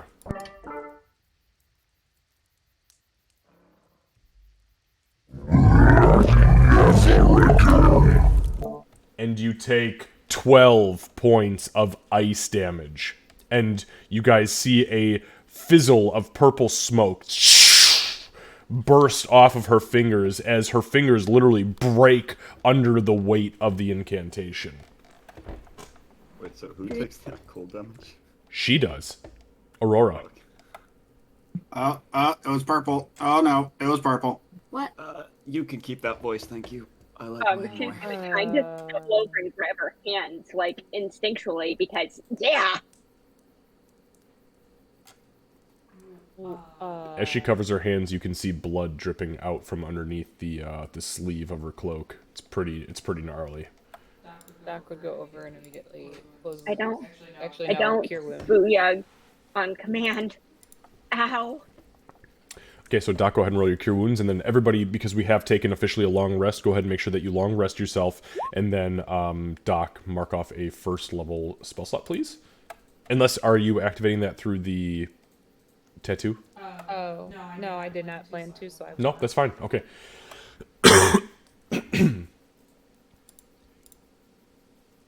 Important question. Did I hear the creepy voice, or is it like where I normally just don't notice that I'm incanting? You didn't realize it. Okay. But, that's a good question, Kat. Make an Arcana check for me. Okay. I'm at a -1. I'm just doing it in roll 20 because my D&D Beyond's being stupid. Yeah, no problem. No problem. 13. Okay, 13. So, As you were performing the incantation, which once you know the incantation, you know it. It is in your memory. As you were preparing the somatic and verbal components for it, you felt something actively resisting you. Like something was actively attempting to disrupt what you were doing. And then when you finished the incantation, which you got the spell off, you reared back and looked down and your hand was freaking mangled. Night night, buddy.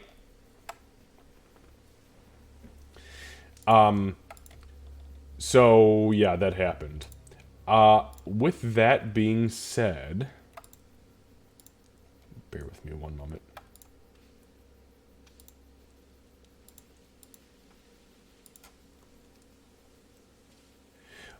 The rest of you did hear that voice come out of her mouth instead of her normal verbal components, and it was in common.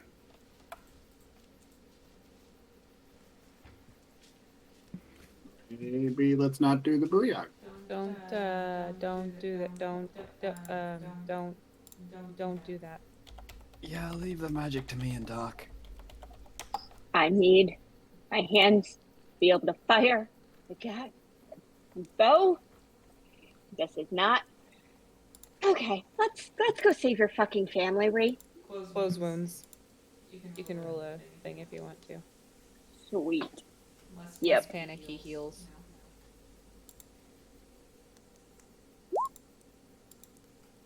You should be. That was a fantastic close wounds. So that's what that sounded like. That was the. That's like what sounded like. Wait, what the what's voice in like your head what? sounded like? It depends. Did you hear the voice? And was it the same voice? Well, but it wasn't your voice or Meepo's voice. Yeah, it was pretty fucking loud. This guy, and she'll motion to Gray, unless this guy is doing the thing that he does, was... Did you not hear your voice? No, I don't say things when I'm doing Booyard, so... Alright, well, you sounded like this. I'm absolutely going to copy the voice you made. With minor illusion. Because minor illusions can be just a sound. So. Okay, yeah, so there's a perfect replica. Do you see anything specific with it, or just what was... I guess I'll say what she said. Yep, so you hear it verbatim.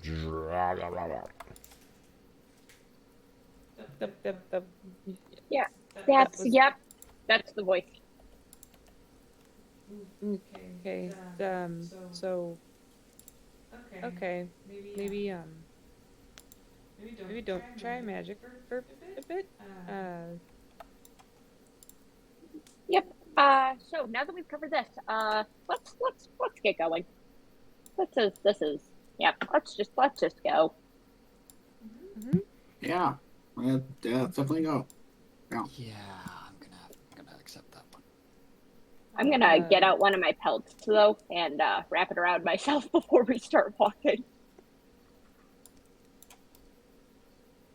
Okay, Ree, would you like to? Do you wanna maybe you wanna? Yeah, let's roll. Yeah, let's do this. Doc's going to be praying to Garl the entire time. So, Ree, as you begin to step out of the cave, give me a perception check, please. This is being stupid. Nice. 11. 11. There is a familiar stink on the air as you exit the cave. My assumption is that you are probably... oh, sorry, I did not mean to move you prematurely there. As you step out, you smell the stink of Balsag and his kin. Balsag. The fuck? Did you say that out loud? Yeah. What? Ballsack who? So I thought that. Ballsack was the Hey, Ryan, the one what's that I going took the on, mace buddy? from, right? The Morningstar from. Yes. Wasn't he like not living? Yeah, definitely killed him. Yeah, she'll take out her hammer and take a couple steps forward. Doc will be following. Okay, but So- what's a ballsack? As you walk out into the ravine again, you see a contingent of hobgoblins up on the ridge and down below, standing in a pretty decent formation, better than most goblins would put together. And you see the one at the head of this diamond formation in the front puts its hand out to you, and it points forward with its rusty and kind of gritty looking long sword, and it says, in Goblin, "You, what are you doing in our hunting territory, she-goblin?" We're passing through. You're welcome for taking care of oh fuck, what was the dragon's name? Ishnir, by the way. Bullshit. There's a cave at the end of this ravine. What are you doing here? We're its sworn protectors. What, of Ishnir? No! Wait. He turns around and looks at the other hobgoblins, and then he says in common, Pretty sure she can take care of herself. "Are we supposed to be protecting Yishnir? No, it's not Yishnir, is it? It's a sanctum, isn't it?" One of the hobgoblins next to him in diamond formation says, Yeah, it's supposed to be the sanctum, not Yishnir. Why the fuck would we protect Yishnir?" He turns around again and in Goblin, "Yeah, no, we're protecting the sanctum, not Yishnir. Why would we protect Yishnir? Yishnir would just eat us." Right, that's I was a little confused about the same thing. Sure. What well, hello. Good afternoon. We were Good day. granted passage. Yes, we were granted passage. Yes, we were granted passage by the ghost snake. Ghost snake? What the fuck Yeah, are you it's- talking about? It was a ghost snake. Not It let us the through. Naga. Yeah, that one. There was Naga an... spirit.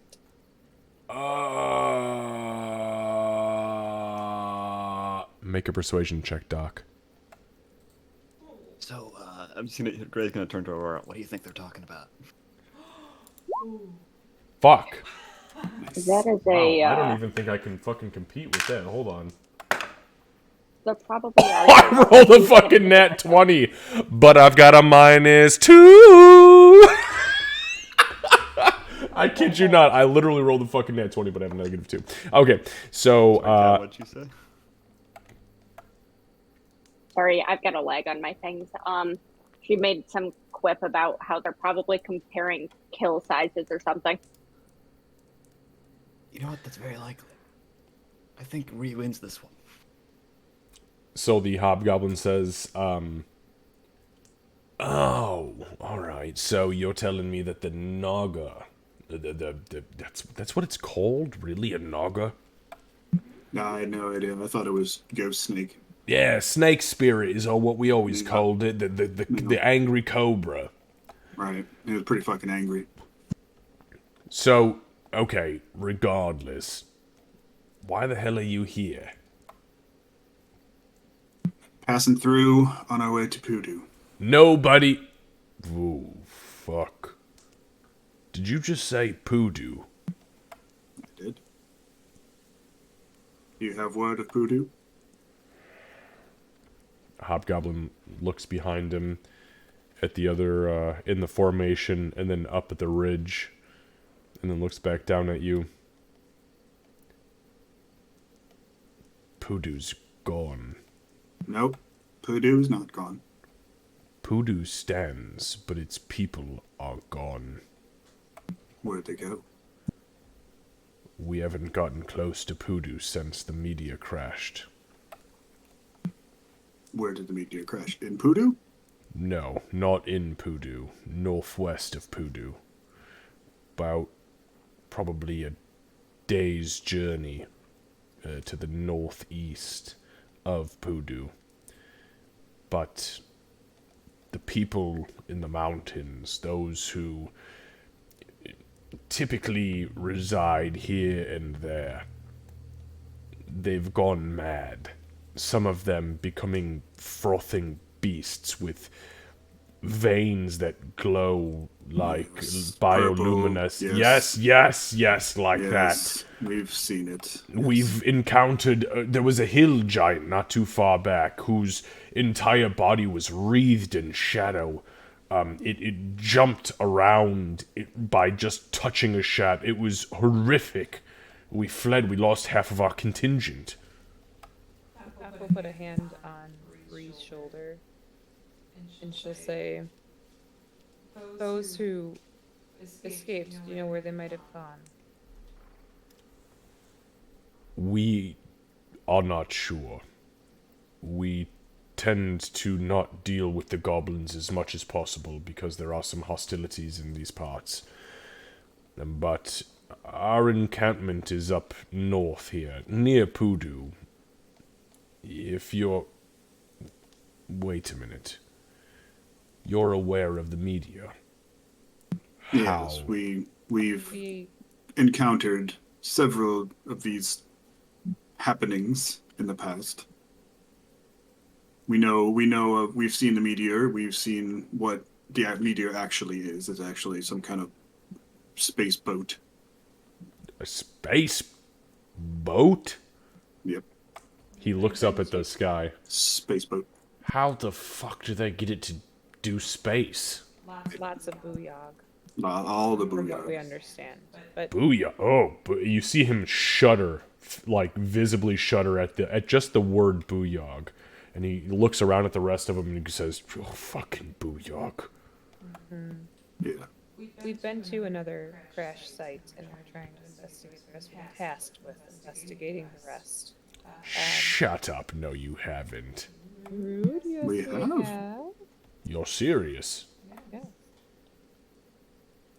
Get me serious. Doc, make a persuasion check with advantage because you're telling the fucking truth. While she's rolling, I would just like to say that I love that Booyog is like completely canon and just accepted. term, yeah. Hey, if the 13 PCs is make it canon, Wait, it's so fucking is canon. Booyog like No, it said actually the is. same way Yeah, in no, all it It languages? actually is canon in the books. Yeah, I think it actually is. You're right. It with actually with is, yeah. with like savage races, right? It's usually like goblins, hobgoblins, bugbears. Yeah. So is Booyog said the same in all languages? It's just Booyog. Well, booyog means magic, so I mean, like in Goblin, she would be saying magic. Yeah. That's true. But we'd hear Booyog. Yeah, you would hear like yeah, you pick "Booyah!" up on that. Yeah.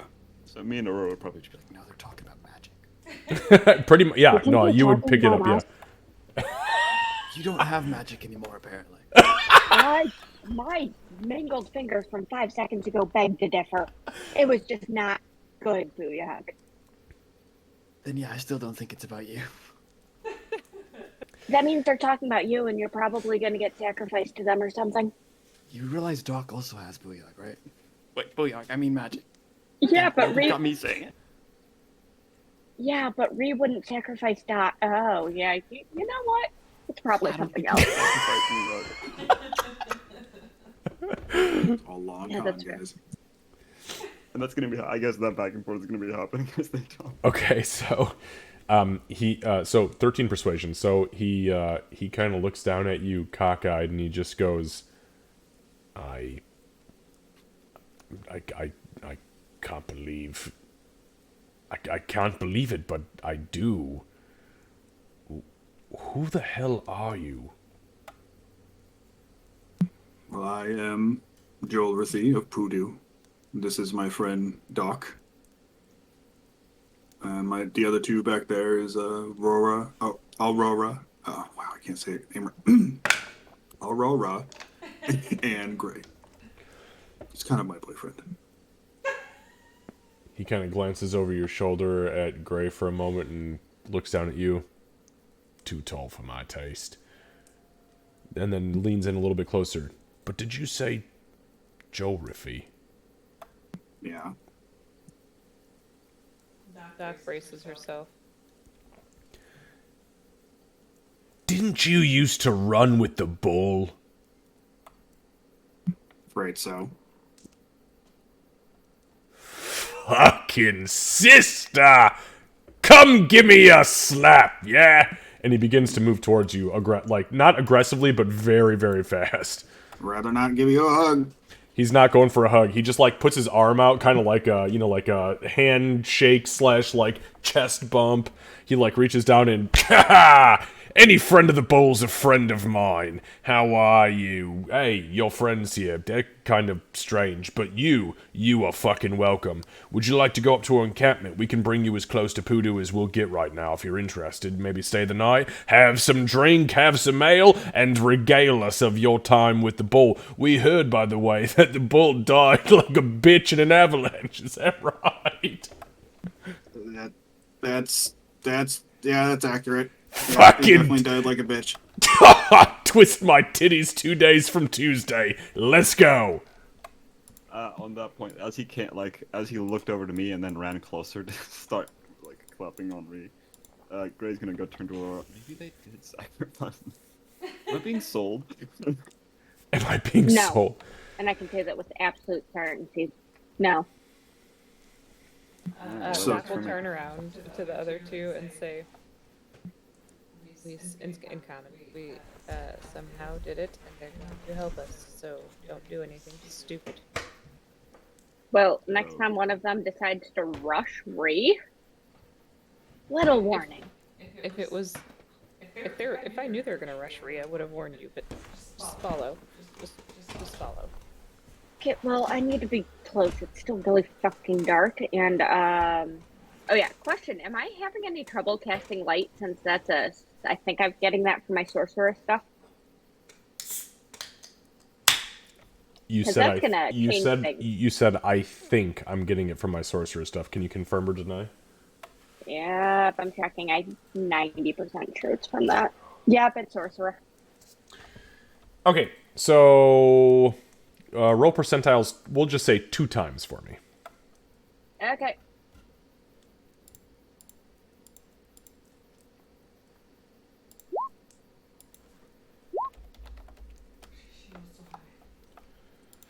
Okay. Oh no.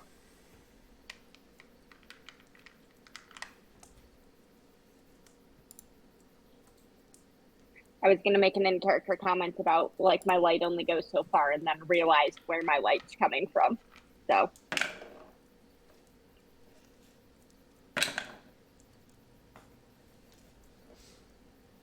So take an additional 13 points of cold damage, and we'll say that through the night, it was such minor bursts that you just assumed that your hands were so fucking cold because you were just feeling cold that it was an instinctual, like, natural thing, and it wasn't until this morning that you cast the frostbite or whatever it was that actually broke your fingers. Okay, but yes, you were not capable of casting that spell. Okay, so I'm assuming I do not have my light at the moment then? And That's correct, that is correct, but it is daytime. It's about 9 in the morning, so you're perfectly fine, and it is sunny as hell, so. So yeah, Ree will turn to the rest of the group. Kind of shout over her shoulder. I just gotta converse with my friends here, and then we'll be right with you. And thank you. Yeah, that. I'm gonna have a real hard time here, guys. Yeah, so he kind of goes back, and you hear him starting to talk to his comrades, and he keeps pointing over his shoulders, and you all hear clear as day. He's like, in Goblin, you hear, "You won't believe this bitch used to run with the bull. I knew I heard that name somewhere. He snatched her up from Poodoo and took her off into the mountains, blah, blah, blah, blah, blah, blah. And then he died like a bitch in an avalanche, and she fucking survived." So like after he came over and like clapped her and all that, like Ree's just been like tense the entire time. Doc will put her hand back on Ree's shoulder, try to help calm her. On that note, why don't you guys give me everybody just give me a perception check.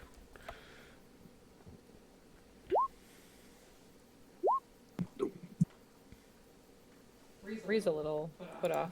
Yeah. A little bit of a 1,000-yard stare happening a little bit too. It's okay, I got you.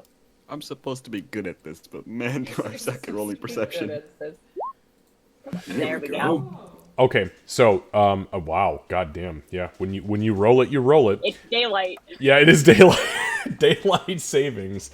Okay, so Aurora, as Ree is telling you this, you glance up into like the surrounding ravine area, and then you do like a count down by where these hobgoblins are, and you count 12 hobgoblins. There are currently 5 up in the hills with longbows, and then the remainder are down with long swords and shields, or they're long sword and short sword dual wielding. They're not all aggressive. They actually seem really jovial and excited right now, but they are definitely martially proficient. Yep. In that case, it absolutely makes sense for her to get that count. Also, when you get a chance, could you change my light settings so I can see your cool maps? Oh, actually, yeah, I'll do that right now. Give me 1 sec. Thank you. So she would, I'm assuming Doc's nearby, so she would, like, lean over and relay that in that, like, old Aurora voice, that, like, there you go.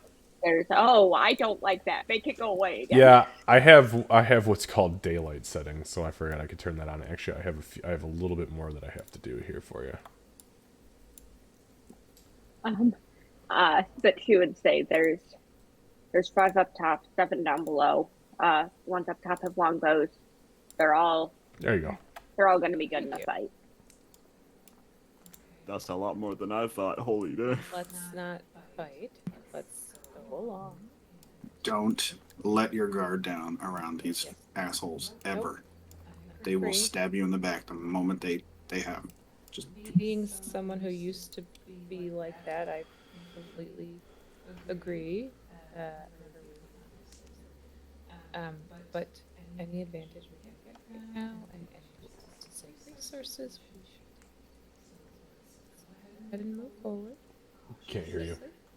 Let's go ahead and move forward cautiously, and lead the way, tell the stories, okay? And the only thing I'll say is let's not get ourselves. Can we tell the stories in common, please? I would also like to.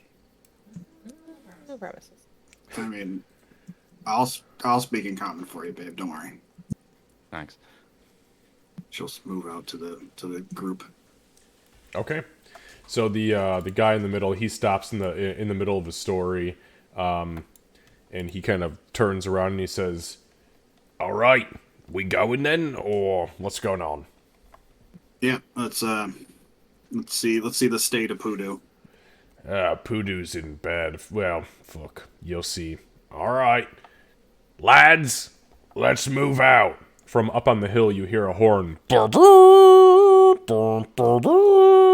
As one of the archers blows on a trumpet, they all turn around in a very military fashion and begin moving to the north.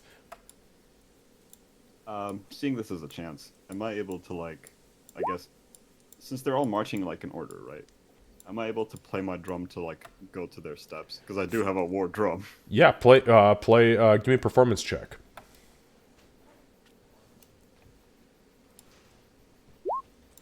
I cannot roll above a 10 today. Oh no. That's not bad. That's still, I mean, you rolled a fucking 4 and got a 14, so do your bard thing. Without issue, they are marching. They're marching actually poorly in step until you start playing your war drum, and then it's boom, boom, boom, boom, boom, boom, boom, boom, and sure as shit, they fall into step and actually lead you guys up north through the Grelian Mountains. Give me one moment. I'm going to give you a little taste of where we're at here.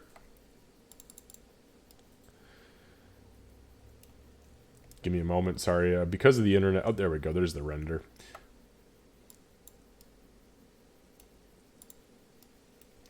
So, Grell is obviously here. You guys came out over here, which is where the sanctum is. And you are led up into this little ravine right here.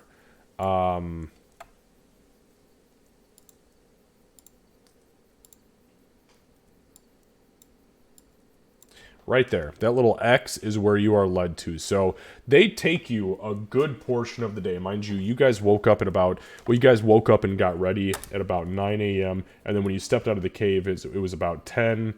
And by the time you reach this area with as fast as they're taking you, which is very untreacherous, like very well-worn paths, you recognize this area as hobgoblin territory.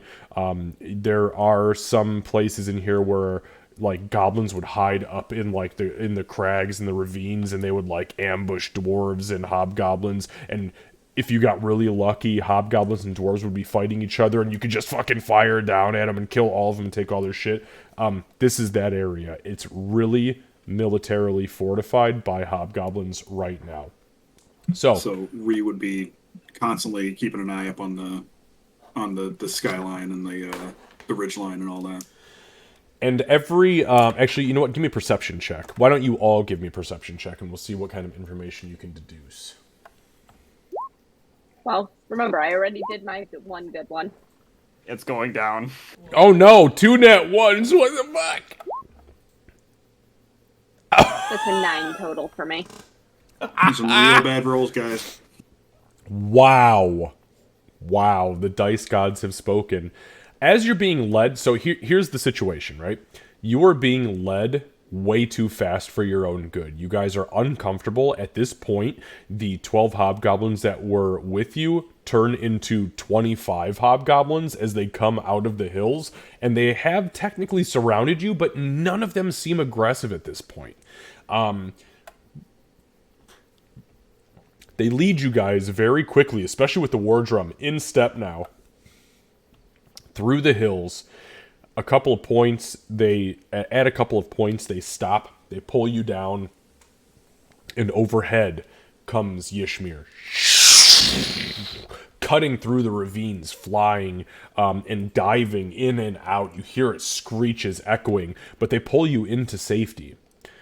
With all of the chaos that is this situation, you lose yourself momentarily, and by momentarily I mean for the next like 4 or 5 hours. It's not until you can start to smell the smoked meats and the salted and curing fish and poultry that it really starts to dawn on you that you are coming into an actual encampment.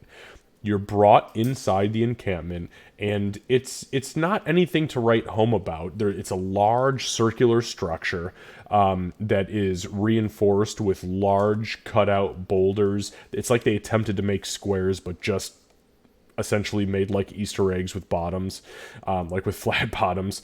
But they're stacked up around each other with these large haphazard ballistae, 2 on each side of the encampment. On the interior, there's a very large chieftain's hut in the middle, and then surrounding that is where all of the, lessers live. And everybody else is a lesser if you're not a chieftain. That's the way hobgoblin structure works, which is why the bull gets shit on so hard. So, you're led in. The guy who has been kind of leading this entire expedition at this point brings you to the center, and he turns back and says, "Well, you're about as home as you're gonna get, because we're not going to Poodoo. Especially not considering, the weird, you said it was a space boat?" Yeah, it was a boat from space, yeah. Wonderful. Well, yeah. As far as I'm concerned, you and your friends here, you are more than welcome to stay the night if you'd like to. We have, if you look down along that row on the north side of the chieftain's hut, of the chieftain's palace, there are some vendors that do trade with local giants and dwarves and renegade goblins. And besides that, if you need anything, just let me know. Okay, so yeah, we can come and go as we please then. Yeah, absolutely. By the way, I'm Grimshaw. Oh, Grinshaw. Hey, Grinshaw. Thanks for all the hospitality. I was honestly, I wasn't sure if I'd find any kind of friendly faces up here in the mountains. So. Are you kidding me? We've never had any problem with the goblins. And the fact that you fucking survived when the bull didn't, that makes you a living fucking legend, Jolrithy. Thanks. Nice. Thank you for your hospitality. Okay, so how far to Poodoo from here? So, he kind of looks around. He says, "Do you have a map?" Do we have a map of the I mountains? think Aurora has one. Check map. Booyah. Aurora looks up when she hears her name. Teeth are probably chattering a little bit, even despite the pelt. But what did you need? Do you have a map? I thought you had a map. Do you have a map? Yeah, of course I have a map. I thought. She's the map. I'm going to pull out my very mundane map of Trubinchard. Okay.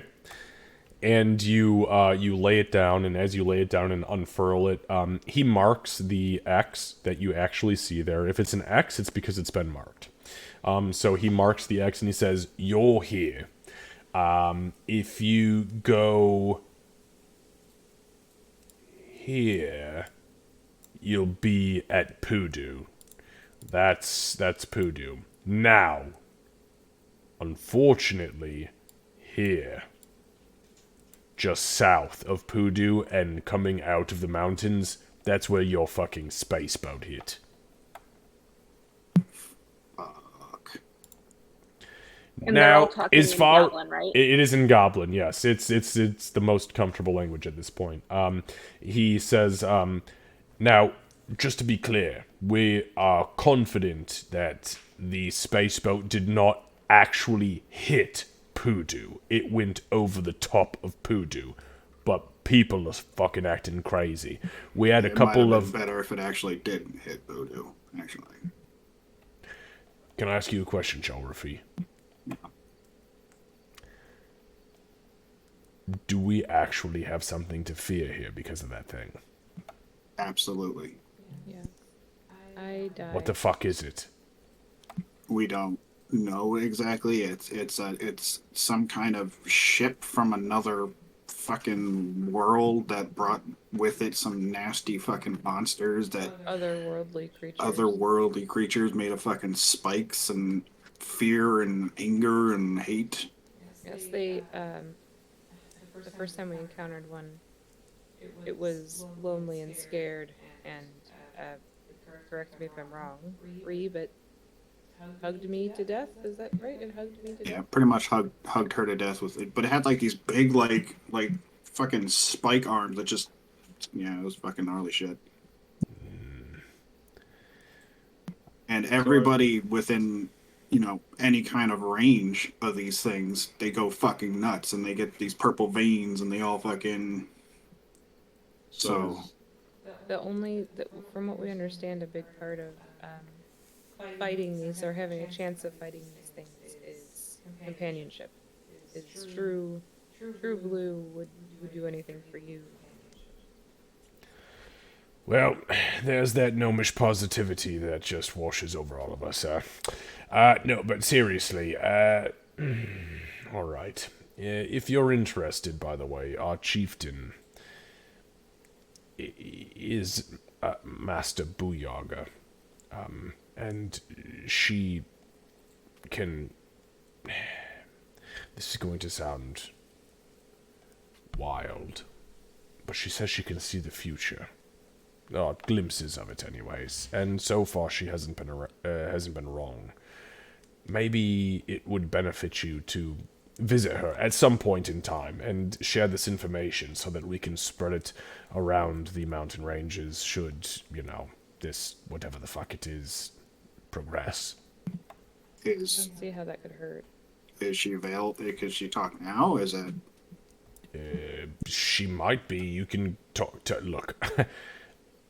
Chieftain. Her Everybody else. royal guards. Me. Oh, thank So you're you. third in line. All right. Jorathy, that's why you defeated the bull. Well, we'll give that a shot. I don't think it would hurt anything to have a quick chat with her. Anything we can get to help is probably a good thing. Yeah. Okay. Let's see what she has to say. I suppose. And I don't know. What do we do? Do we knock? Do we ask if? What do we do? Nah, How does this work you just walk right up to the tent and you talk to her, well, personal guardsmen, you know, the special ones, the bigger of the bunch. They should be able to let you... you know what? Fuck it. I'll go with you. I'll put in a good word. I mean, look at you. Yeah. Look. What? So he turns around and he almost literally clicks his heels as he happily begins to walk towards the center encampment. Passes the first set of guards over a So small... where's fucking Hobgoblin? He's got something. He's on his mind. He's got something up his sleeve. Gotta keep an eye on him. Reese says to Doc, I don't know. He's too chipper. It's weird. What language is that in?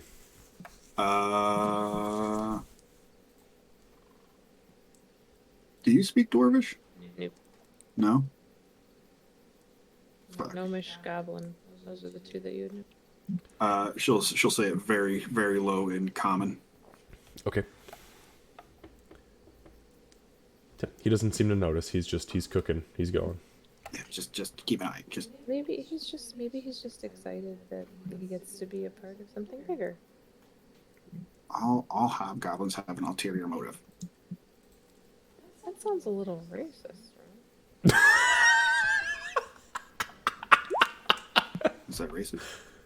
A little bit. Well, every hobgoblin I've ever met has been an asshole. Okay, that's less racist. Okay, so... Yeah, no, Ree is very racist against hobgoblins. Oh, I know. That's why, as I'm writing things, I'm just like, oh, where is the worst place for Ree to be? Yep. She is Well, you know what? uncomfortable. She is as uncomfortable here as Aurora was in Underhill. That's what I was gonna say. Easily. And Doc is just like, I love everybody. Okay. All right. Send Doc to the Gray? slaver camps. And Gray just takes everyone unilaterally. It's a balanced group. No. Everyone hates Gray. There it is. Yeah, same thing. All right. So you guys get to the camp center, where there's this large contingent of quote unquote personal guard. They are literally physically much bigger than the other hobgoblins that are here. You cross a small wooden bridge, and on the interior there are two bugbears, actual full-blown bugbears, and they are wearing half-plate mail that looks like it was built and bent out of like 3 or 4 other suits of plate armor, more than likely from dwarves or some other smaller raced creature. They are standing directly outside of this tent. The hobgoblin that's with you walks up. He puts his hands up to the bugbears. And then he switches to bugbear. Does anybody here speak bugbear? Nope. Fuck it, I'm casting comprehend languages. I'm going to try to everyone speaking things I don't. You are actively casting a spell? Yes? I don't see why not. Okay. I do. Give me one moment. Too bad.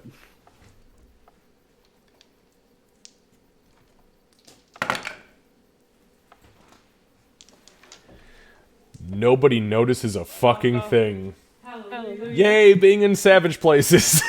Good thing they're a bunch of big dumb dummies. Yeah, literally. Put them in a tin can and they don't know their ass from a hole in the ground. So, you perform comprehend languages, and Gray, this is what you hear. The hobgoblin says,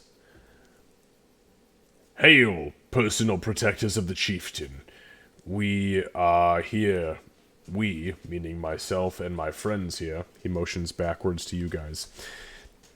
On behalf of Jolrathy, Slayer of the Bull, we'd like to speak with the High Mistress of the Encampment for just a few moments regarding the situation in Poodoo, if you'd allow. And he kind of bows his head. One of the bugbears looks down at him and he says, "Why the fuck would I care? Go on in." And he grabs the curtain and pulls it aside, and you guys are led into the interior. As soon as you enter, you realize a couple of things. First of all, the interior smells like dragon's blood incense. Like they have just smoked the whole fucking place out. It is dense. I mean, rolling.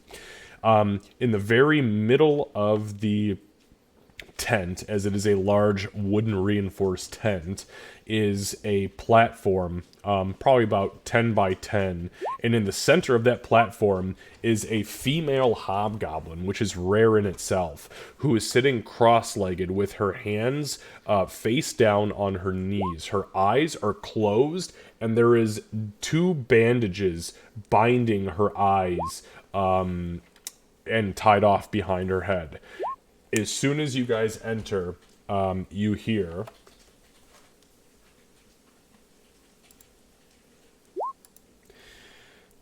in your minds, "What brings you here, travelers? You are not my kin. And I allowed you here because he wanted you here." At this point, the hobgoblin who led you in, he looks back at you, Ree, and he says, "Yep, that's me. That's me." Oh, she's talking about you. I was afraid it was a more ominous like evil spirit or something. Okay, that's good. Hello. Should I talk in my mind, or should I is out loud? Okay. You hear in your mind, all of you hear in your mind, "You may speak however you wish, but I will reply the only way that I know."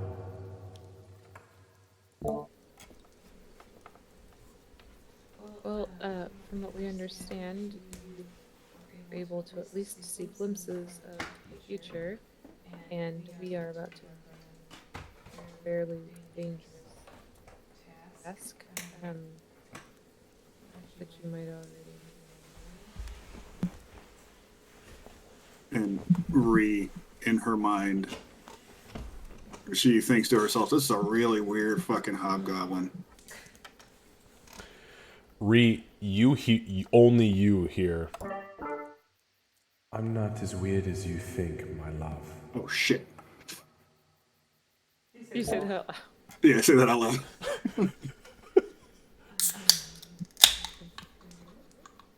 Sorry, I'm thinking things, and she's hearing things. I have to work on those thoughts. It's weird. This is weird. This whole fucking situation is weird. I'm sorry, everybody. Hi. Weird. Hobgoblin lady. Calm yourself, Jolrathy. Ree, I need you to make a wisdom saving throw. Oh, well, that'll do it. I feel like in Gray's head, he'd definitely be like, "Neat. How do you do this?" So, Ree, you are, until further notice, under the effects of calm emotions, which means that you're anxious and nervous and potentially scarily aggressive. Outward emotion has been resolved to a calm, cool, collected, still nervous, but capable of containing emotional state. You have fallen into a pit of white bunnies. Oh, that's nice. We were hoping that any advantage we gain in the situation we encounter it will be very helpful. So we didn't know if you perhaps knew anything that might help us.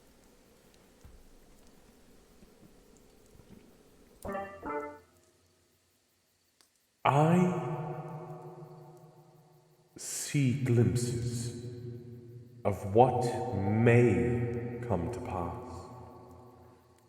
And I see realities that could have come to fruition before the moment you currently exist in. You come to me and ask me for insight into that which has not come to fruition yet. Is that correct? Kind of? Yes. And what exactly do you offer in return for this gift which I can bestow upon thee?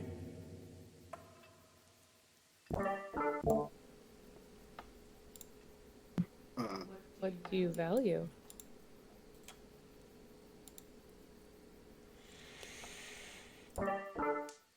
One cannot put a value on things when one sees the future and that which may have become.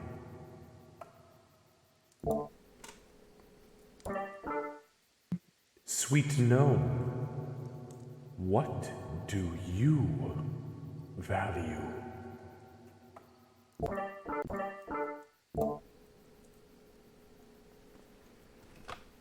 I value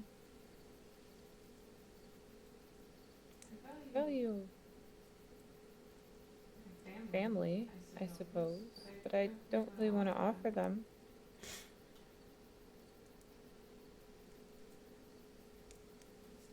They're not really mine to offer. There's a heavy pause, and you see her head kind of tilt back and her mouth open, and a light mist that is like a yellow in color begins to kind of bubble up and out of her mouth, almost like an incense that's been lit, and it drips down her chin and across her chest. And she says,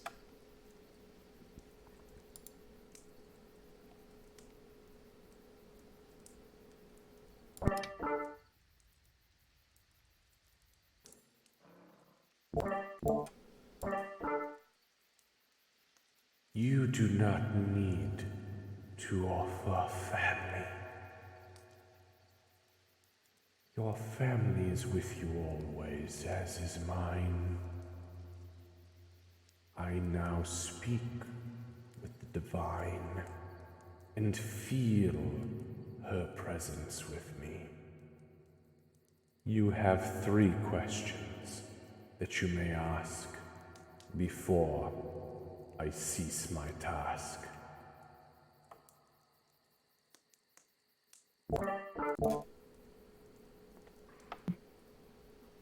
And the mist continues to pour out of her mouth, and it is just open upwards towards the sky, almost like a fountain. Well, I need to know if my family is safe. Like, I need to know about Chuck and Chuck. That's Okay, gonna be my first question. re-roll percentile dice for me. Okay.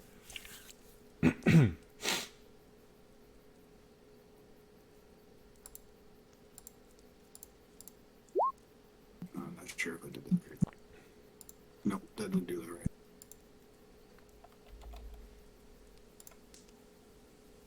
Oh, damn it.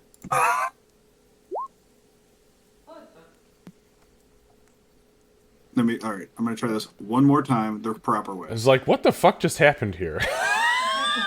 Okay, there we go. Hey! Okay, there we go. There it is. So you see the smoke coming out of this woman's mouth go from a mustard yellow to a dark purple. Fucking color. Your brothers, Chuck and Chuck, they live, though they are not well. Your mother and father in the darkest of places do dwell. But luckily for you, dear Ree, all of your family exist today. How can we help Chuck and her parents? Yeah, I mean, if The smoke immediately turns black as it begins to spill out of her mouth. I do not know the answer for which the question you do ask, for I cannot see past the realm that I currently exist within. Though I know the fate of Chuck and sweet Mum and Pop, death is the only answer that I would ask of my own. Are you okay with us asking about an advantage? I'm sorry, can I say that again? You're talking real quiet. So Doc would say it to Ree. Ree, are you okay with us asking about an advantage or their weakness or how to succeed with defeating? Or we can ask what monsters are actually down there besides Chuck and Chuck. Or yeah, I suppose that might be a good way to see what other kind of creatures are standing in our way. I know what we're facing. You could ask about these,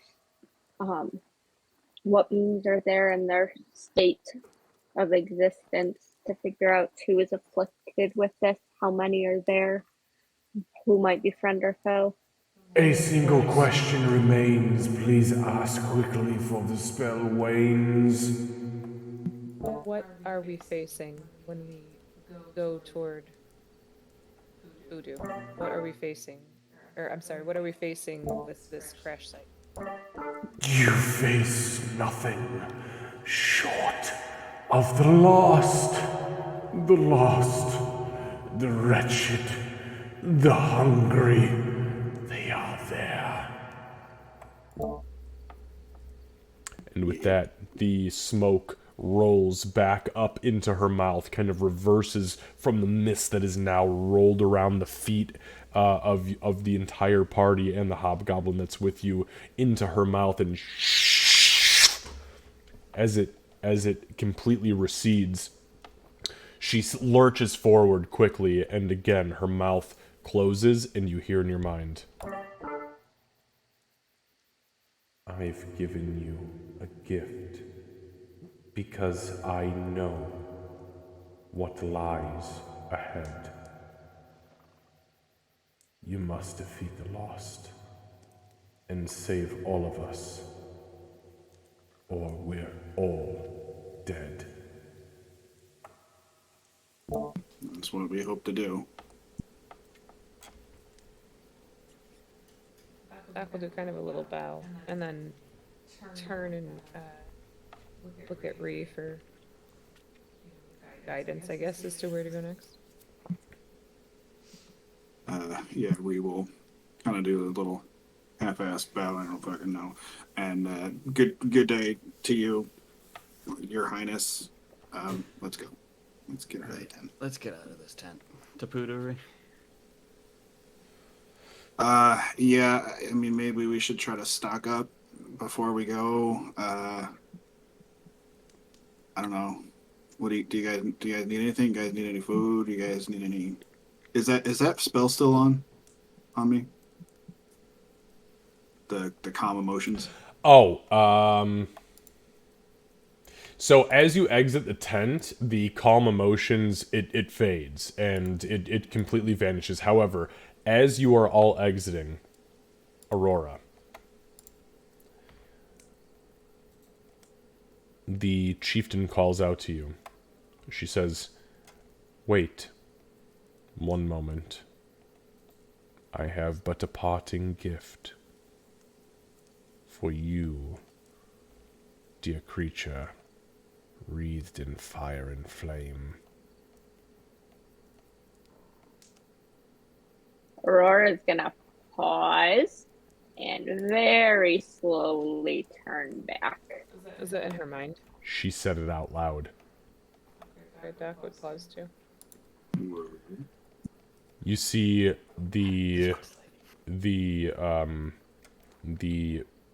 hobgoblin reaches back and she pulls the bandages off the back of her head and she removes the blindfold. And as she does so, you can see she has empty eye sockets. But both of them have pinpricks of red light. And she looks down upon you and she says,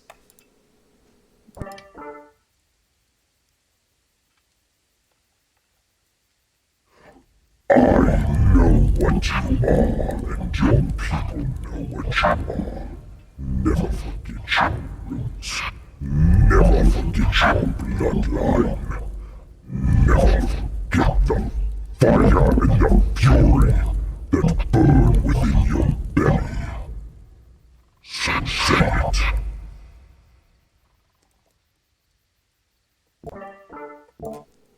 That was all out loud. That was all out loud. Okay. And then Aurora, you hear something in your mind.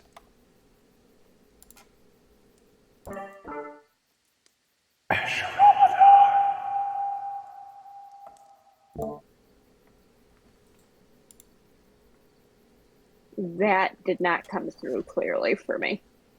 Ashurelladon. Ah, thank you. Mm-hmm. No glue. And she very nonchalantly ties the blindfolds back on and sits back down with her palms facing down on her knees. Ooh, thank you for that. Let's get the fuck out of this tent, guys. Doc is actually stunned. She's standing there, stunned. Aurora's gonna grab Doc and go after Ree. Gray would probably also put a hand on Doc saying, "Come on, you deal with creepy voices and me all day. This is normal."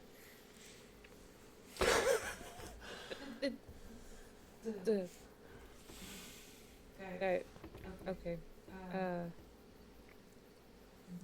And then he'll probably like wave out and see a crazy fortune teller lady. The hobgoblin follows you guys out. He kind of sees you out of the tent. He closes it behind you, pushes you past the bugbears. Come on, we don't need these fuckers. Leads you back outside of the inner circle, and he just kind of like squats down next to you because he is actually the physically tallest in the group. And he looks up at Gray and then back down at the shorties, and he just goes, "So, She always like that. hit and miss."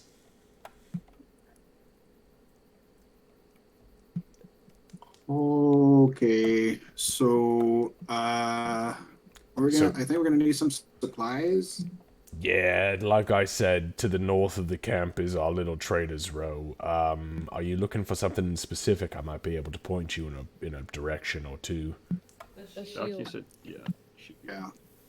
And a shield and maybe a weapon. She's kind of like shaking off her stun.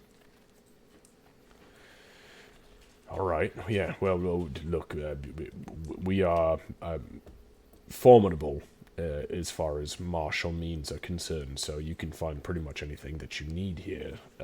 Yeah, north of the camp, north of the main tent, along that 80-foot or so stretch, you can find pretty much anything you need.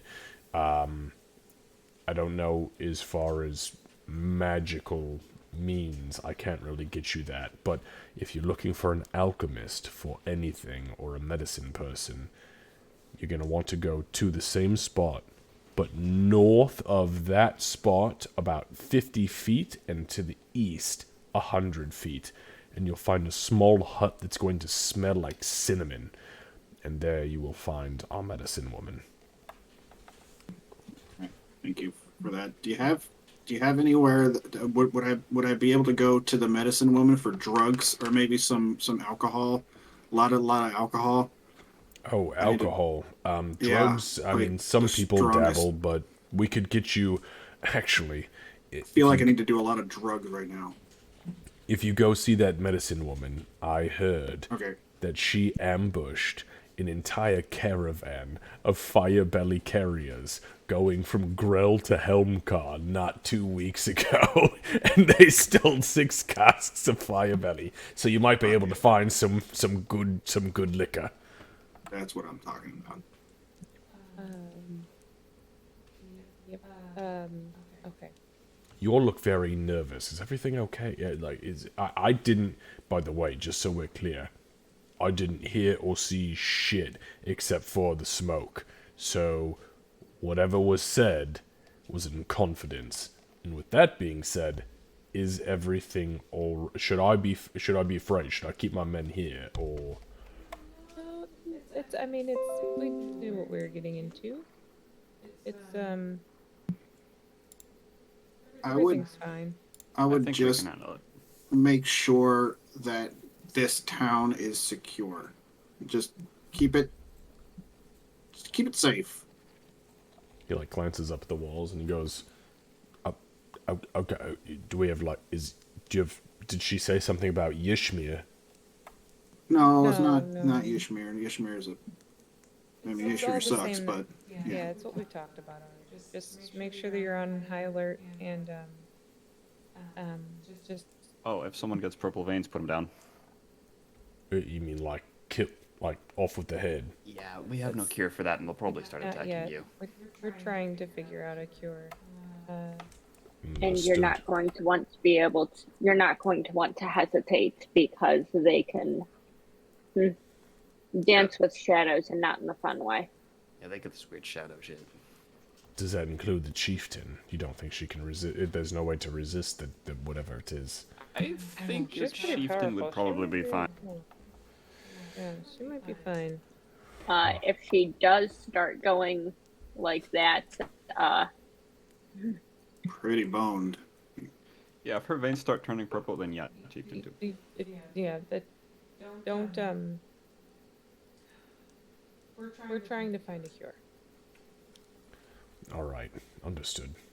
Well, Jolrathi, Slayer of the Bull. That's kind of a weird thing to say, because I know you didn't kill him, but still, you're the survivor. Survivor of the Bull. Okay. Well, okay. I'll take that one. It's been a pleasure. Take care of yourself, and if you need anything, come see me. Will do. Thank you. You're not so bad. Yeah, neither are you, Greenskin.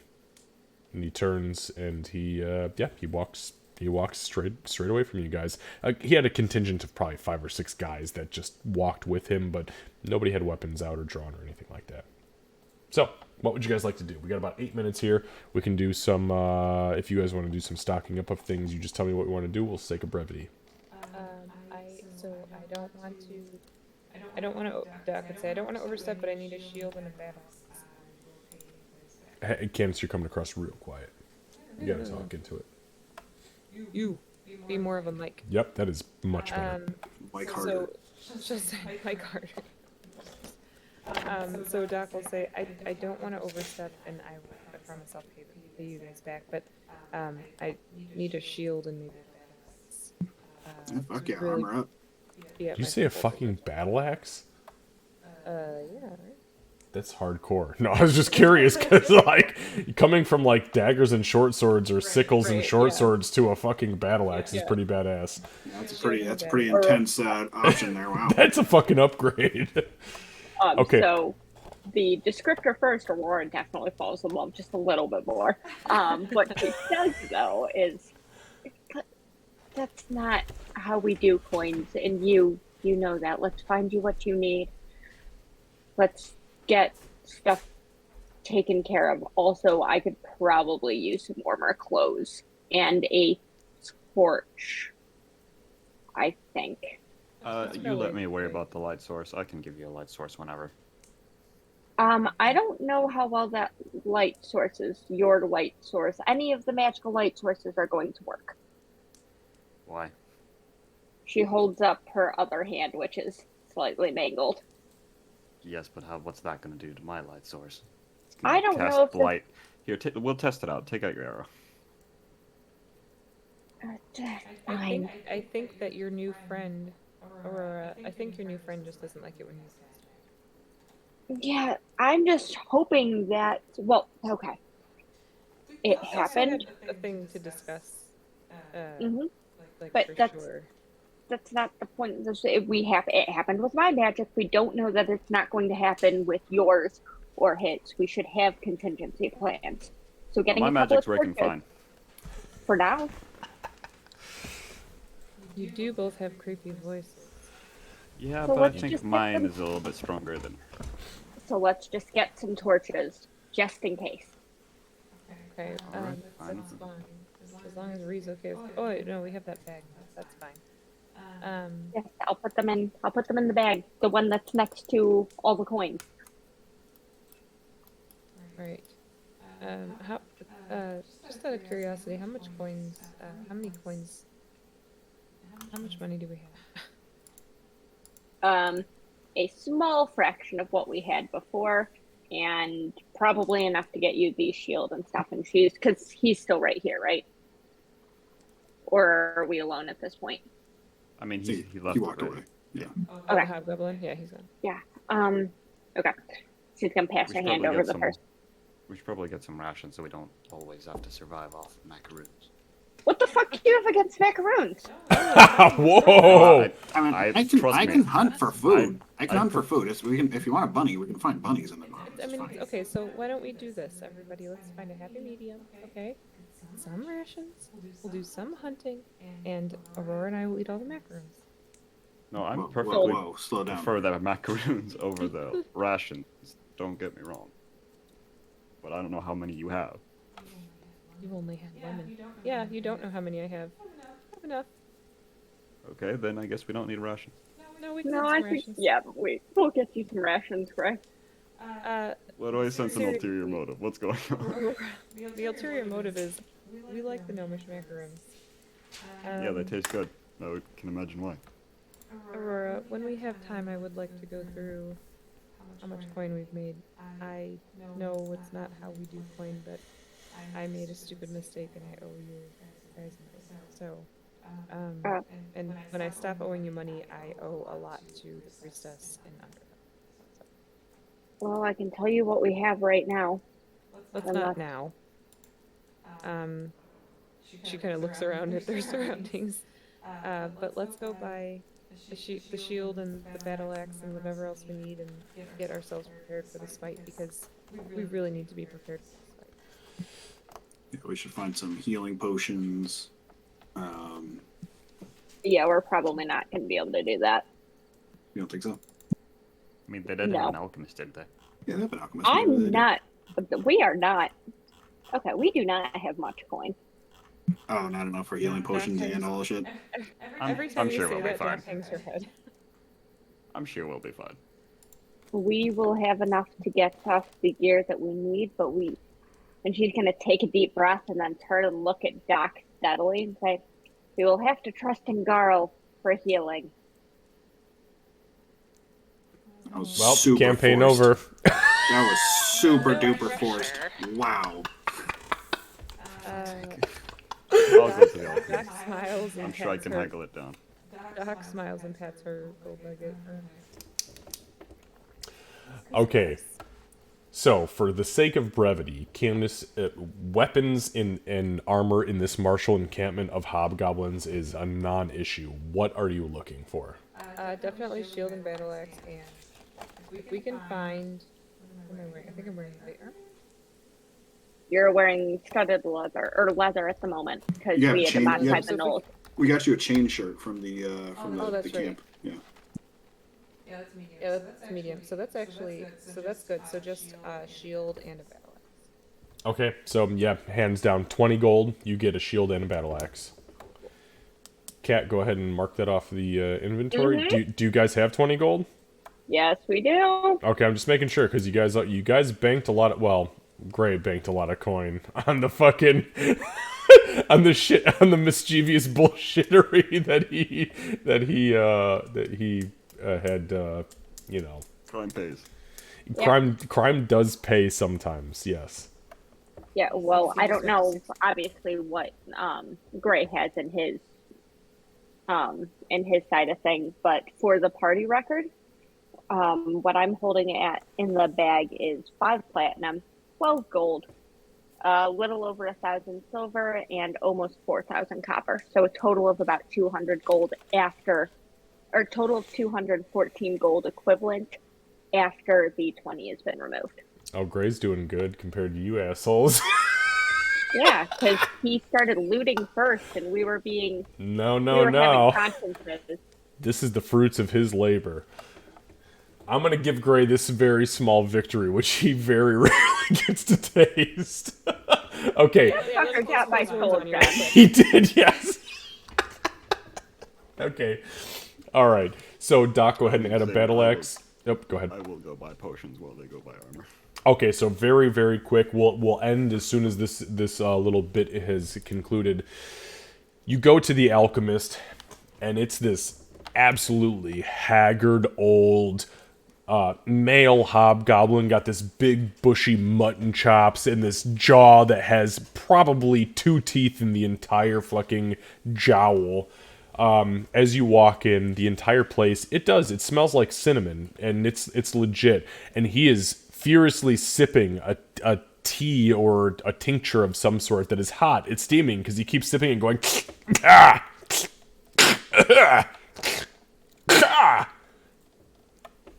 Oh, sorry. Oh, fuck. A fallen angel.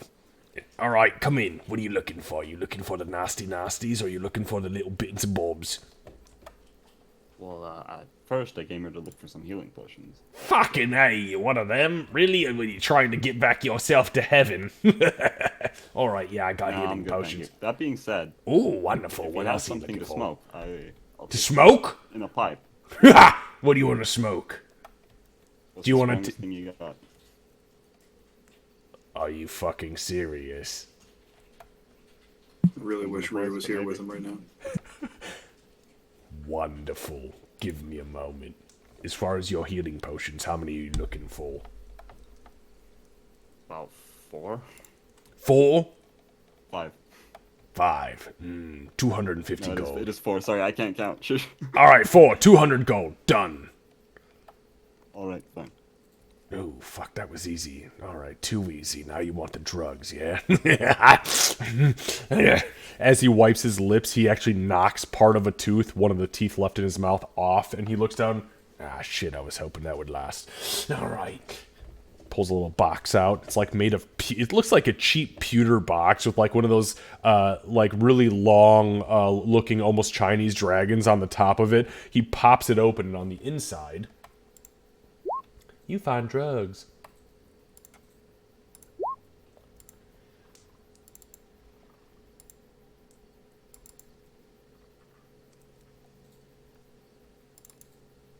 Sorry, I had to open up my drugs, alcohol, and poison fucking spreadsheet because you people are addicts. No, I'm kidding. Kind of. Okay, No, so... Yeah, I got it. So he opens it up, and he says, all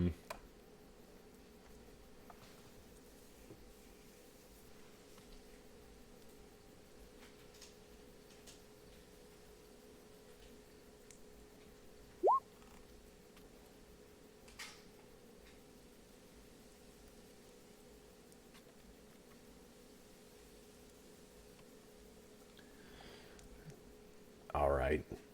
How crazy are you looking to get? Because I've got 3 drugs available for you.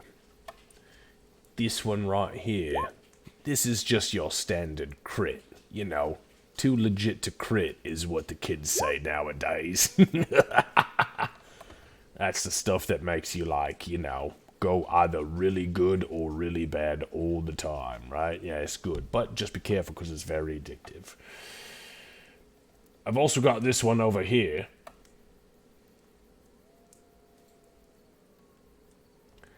It's 1 dose.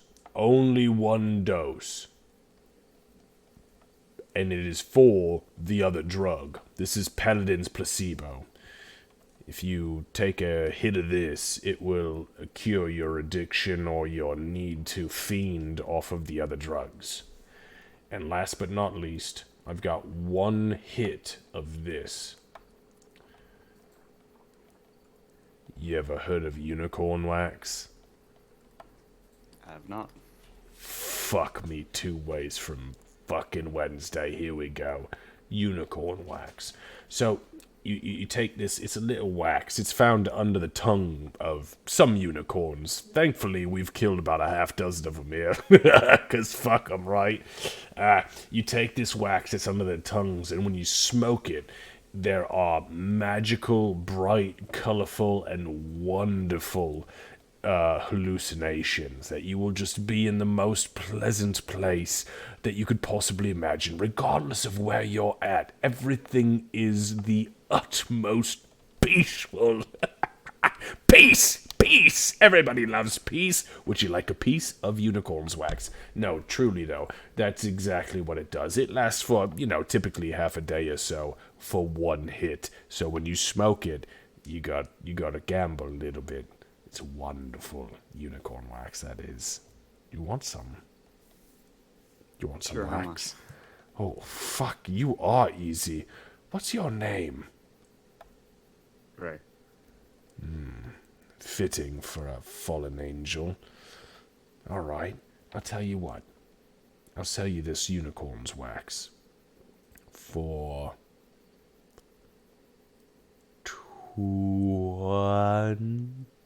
28 gold pieces. That's a lot of numbers. Okay. Alright, 25. Fuck, I'll do it for 25. No, 8. Alright. Ooh. Wow, did you just counter higher? I don't think I've ever experienced that. Oh. My bad, 2. 22? No, Make... just 2. 2 what? 2 gold? You said 8 gold earlier, didn't you? Wait. Fuck. Make a deception check. You son of a bitch. My dice don't like me today. I haven't rolled above a 10. I definitely didn't say 8, but I think I may have said somewhere around the lines of, like, you know, 15. So, 15? Sure. 15 and we got it. Oh, yes. All right. So he takes this, he grabs this little pinch. It looks like a beeswax, like a dark beeswax, but it's got, like, glitter in it. And he rolls it up in a little piece of paper and he hands it to you. Now, remember, you've got to smoke it. If you take it regularly, well, you'll just shit glitter for a day and a half. Yeah. No, I don't think we need that. Nah, probably not. You take it. Hold up. So the healing is you've taken all this out of your inventory then, gold wise. Okay. Yeah. And then you can add, it's going to be a custom item. Just I don't give a shit what it is. The weight is negligible. It is 1 dose of unicorn's wax.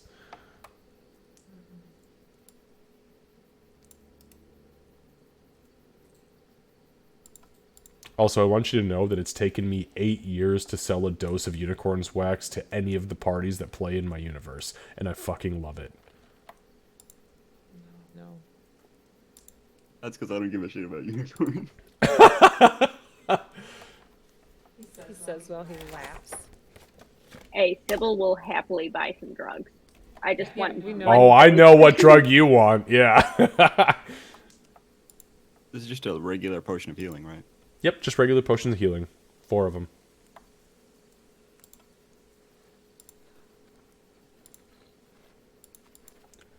Alright, well, this has been wonderful. Mr. Gray, I suppose. Yeah, you, Mr. Yeah, you look boyish to me. So, anything else I can interest you in? Tickle your fancy with? Are you looking for any pickled eels or ground down stumps of moss hag? I've got nothing. I was gonna try to sell you some bullshit, but I think we've done some damage today. Yeah, no thank you. You should probably try and glue the tooth back in with whatever you have back there. Oh, shit.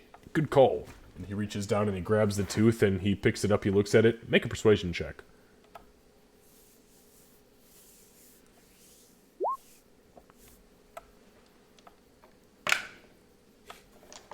And as we end the evening, he turns around and he goes, probably a good idea.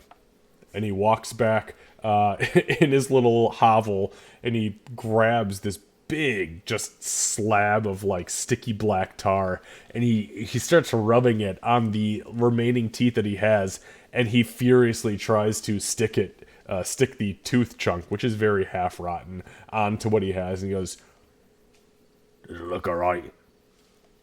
Good enough. And Gray's gonna turn around and leave. Alright, bye mate.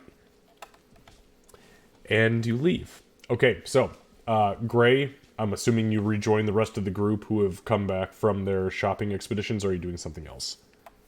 No, I'm gonna rejoin them, and then I'm gonna give everyone a potion of healing, and along with Reese, there's a bag.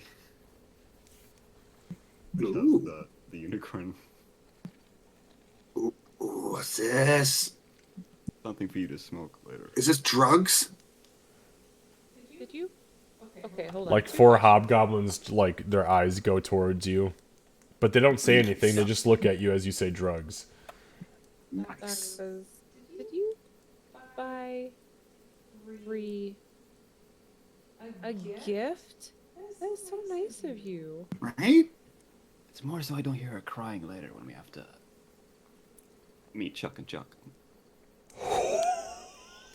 Oh my Ruined god! that moment very quickly. Let's just call it a gift. It was very thoughtful, and it's really thought that counts. You know what, though? I've been told if you eat whatever that is regularly, like normally, you'll shit glitter. It seems fit if you want some. So should I eat it? You should No, absolutely let's not do read. You nothing. smoke it. I smoke it? Okay. Let's not do that now, either.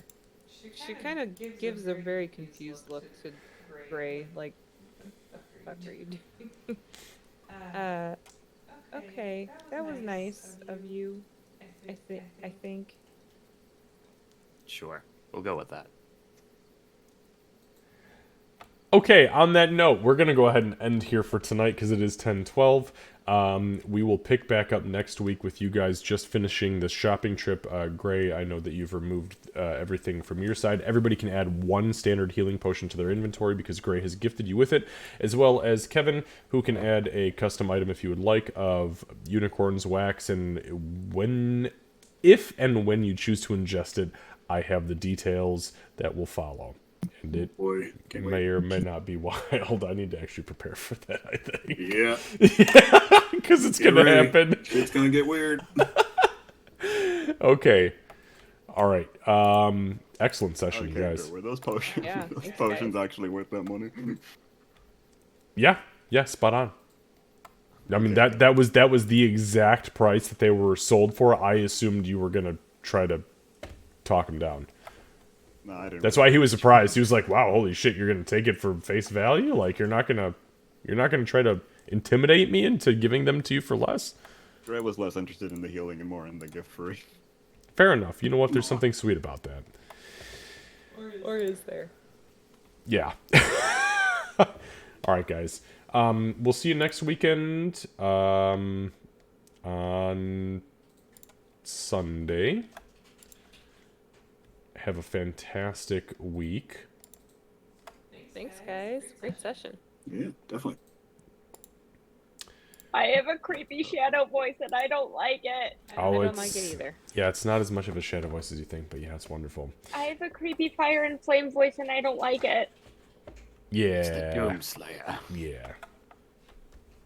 Maybe we can have Gray stab you with another icicle, and it will counter the fire.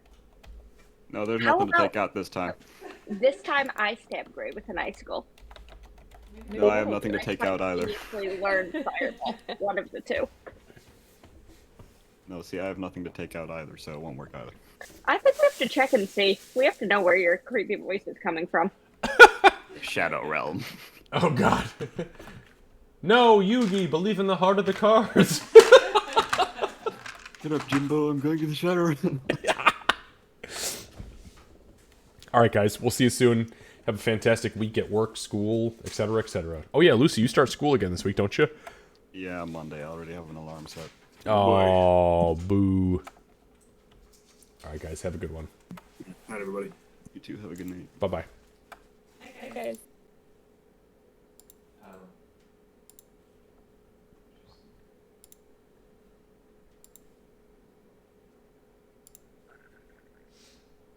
Alright, crew.